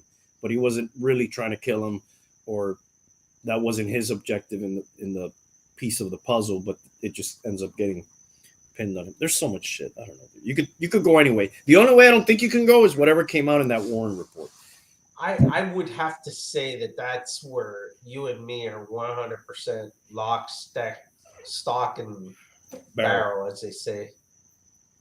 Yeah. I think you can't. Now, there could be elements of what they said in the Warren report may be accurate. Like I said, Oswald did shoot him, right?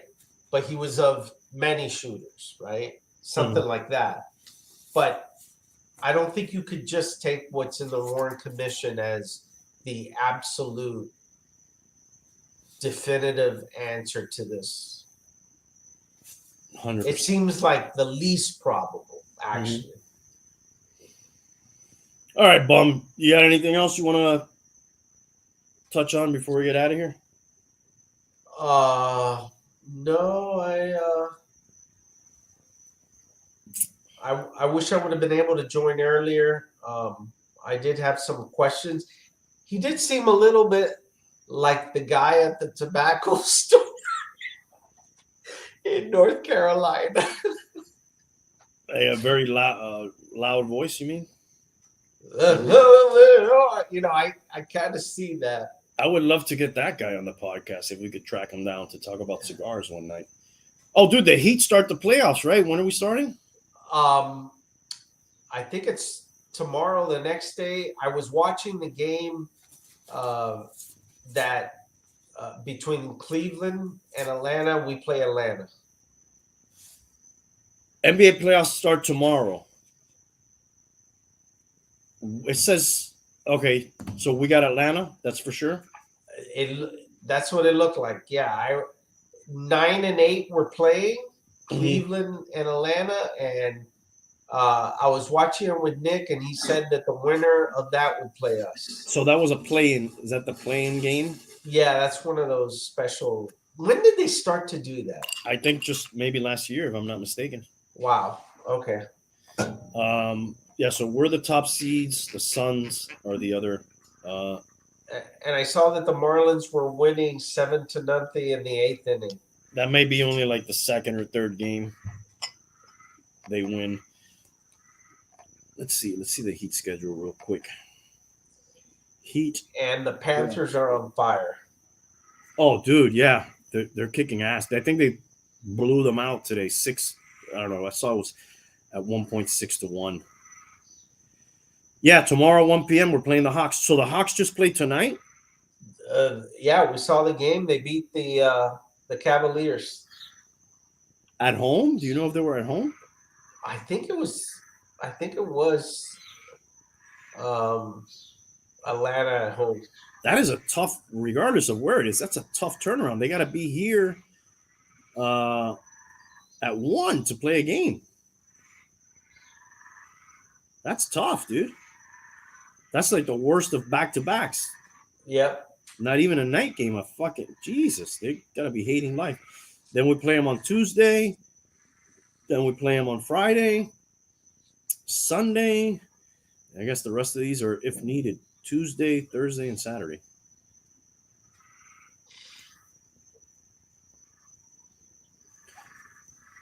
Let's look at one more thing I had here for shits and giggles. By the way, how about the Robert Kennedy and Martin Luther King assassination conspiracies? I mean, we've touched. I mean, they don't compare to JFK, but I hear there's some in there. Mm-hmm. Well, the Robert one is almost like a continuation. You know, It's like finishing up the family. process. Yeah, it's like this guy wanted to be president himself. When he couldn't do it, he wanted Joe Jr. to do it. He dies in the war. Then, he goes all in on JFK. He makes it, gets killed. And then, he's like, damn it.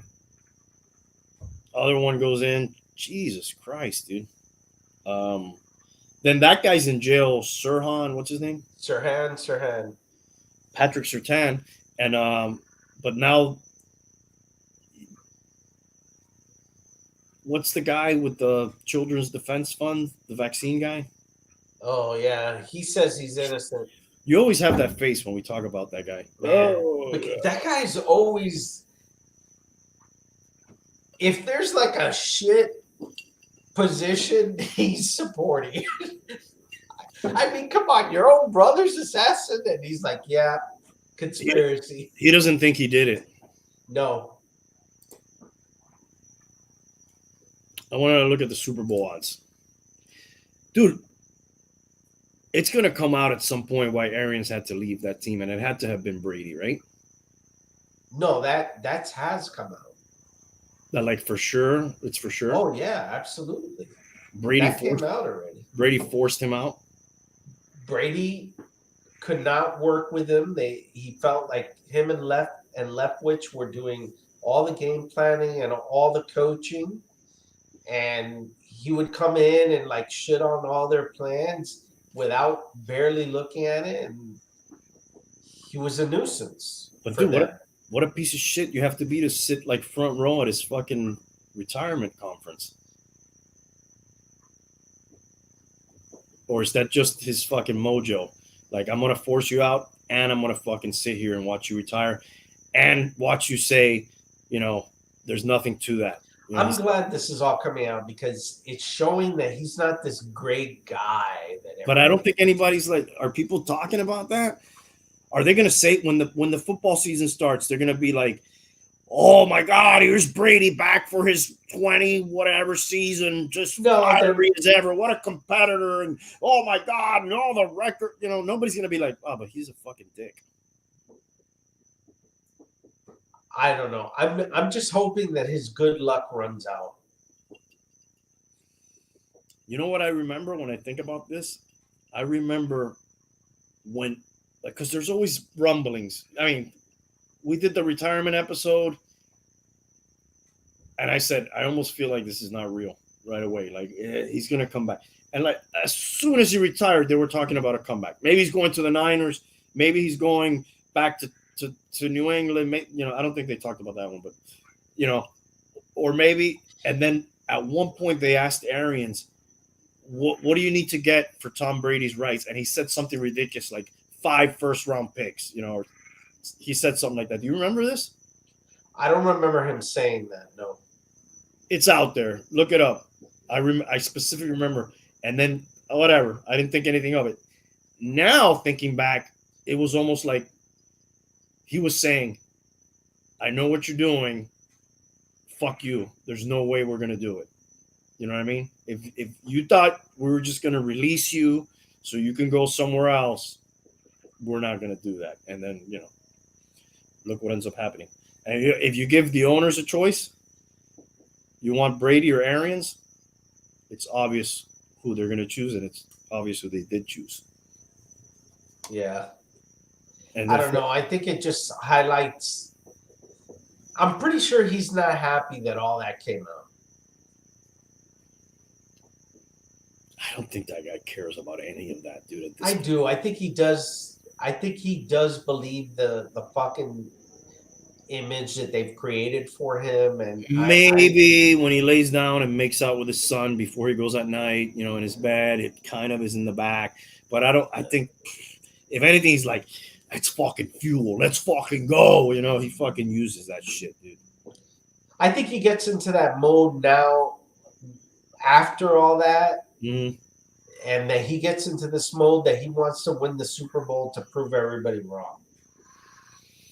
Maybe he's putting that chip on his own shoulder, like Jordan used to make shit up just to fucking fire himself up when he was so good that it was, like, who knows? Let's look at these Super Bowl odds before. But he's not a guy that could win by himself. And that may sound obvious, but he's not that great to be able to win on his own.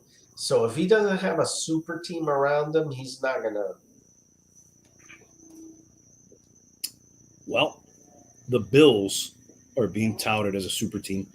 They have, at least at DraftKings, they have the best odds.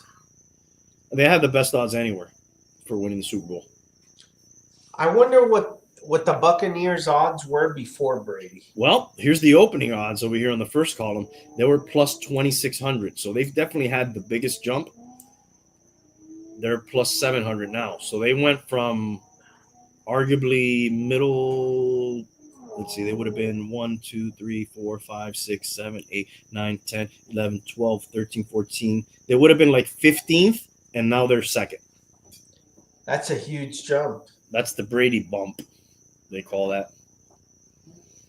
Chiefs are third, as are the Packers and Rams. They all have the same odds, at least in DraftKings. Not sure how the Chiefs are that high still. If anything, they've lost more than they've gained, right? You would say. You would think the Rams should be above that, no?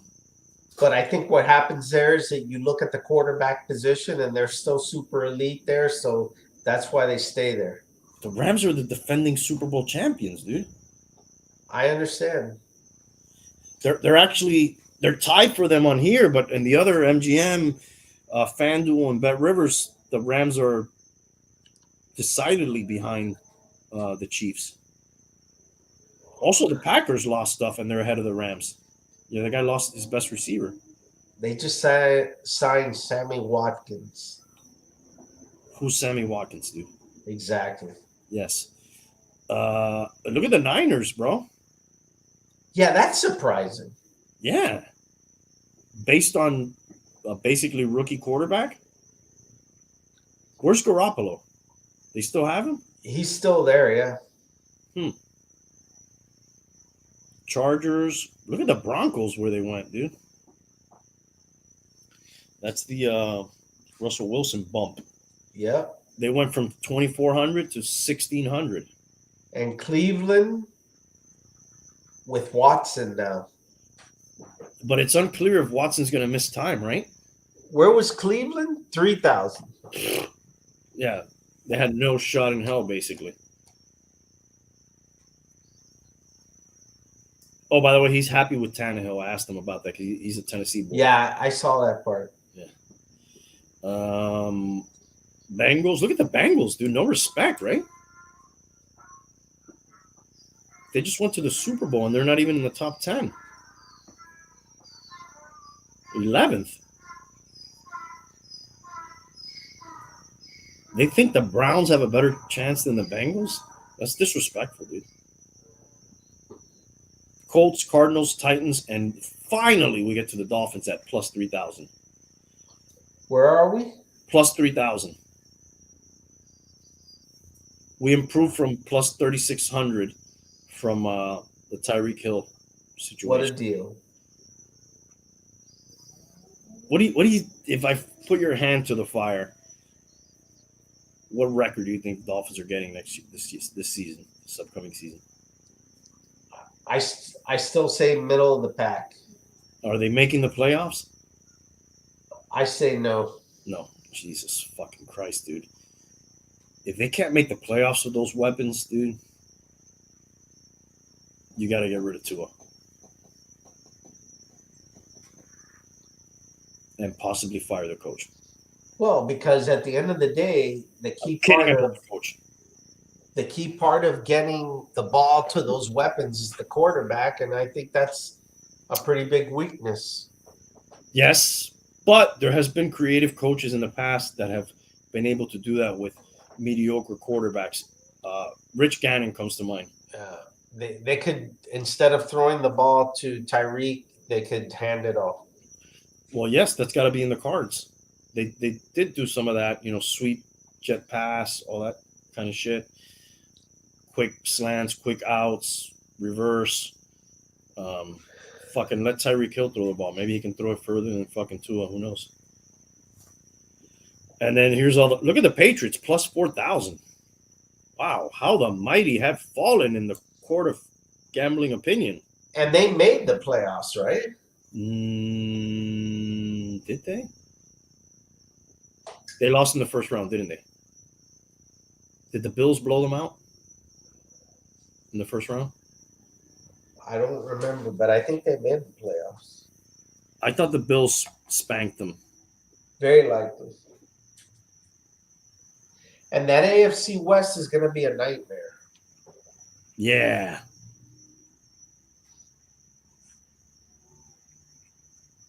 Yeah, they played the Bills in the wild card round. And I thought they got, 47-17. They got blown out. And then the Texans have by far the worst odds of anybody. Followed by Jets, Lions, Falcons, Jaguars, Panthers, Seahawks. Who's going to play quarterback for the Seahawks? Right now, it's Geno Smith. Gino Toretta. All right. They're fucked. All right. I think we're out of here, bro. All right, man. All right. Thanks for hopping on.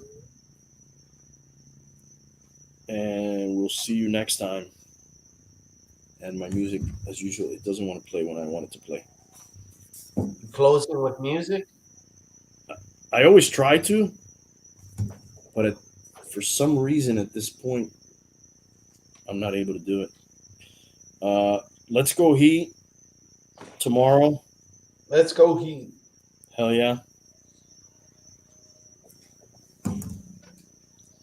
The Corral. There's another name for that, dude. I'm going to figure it out. All right. We will see you guys next time. Thanks for watching. Peace.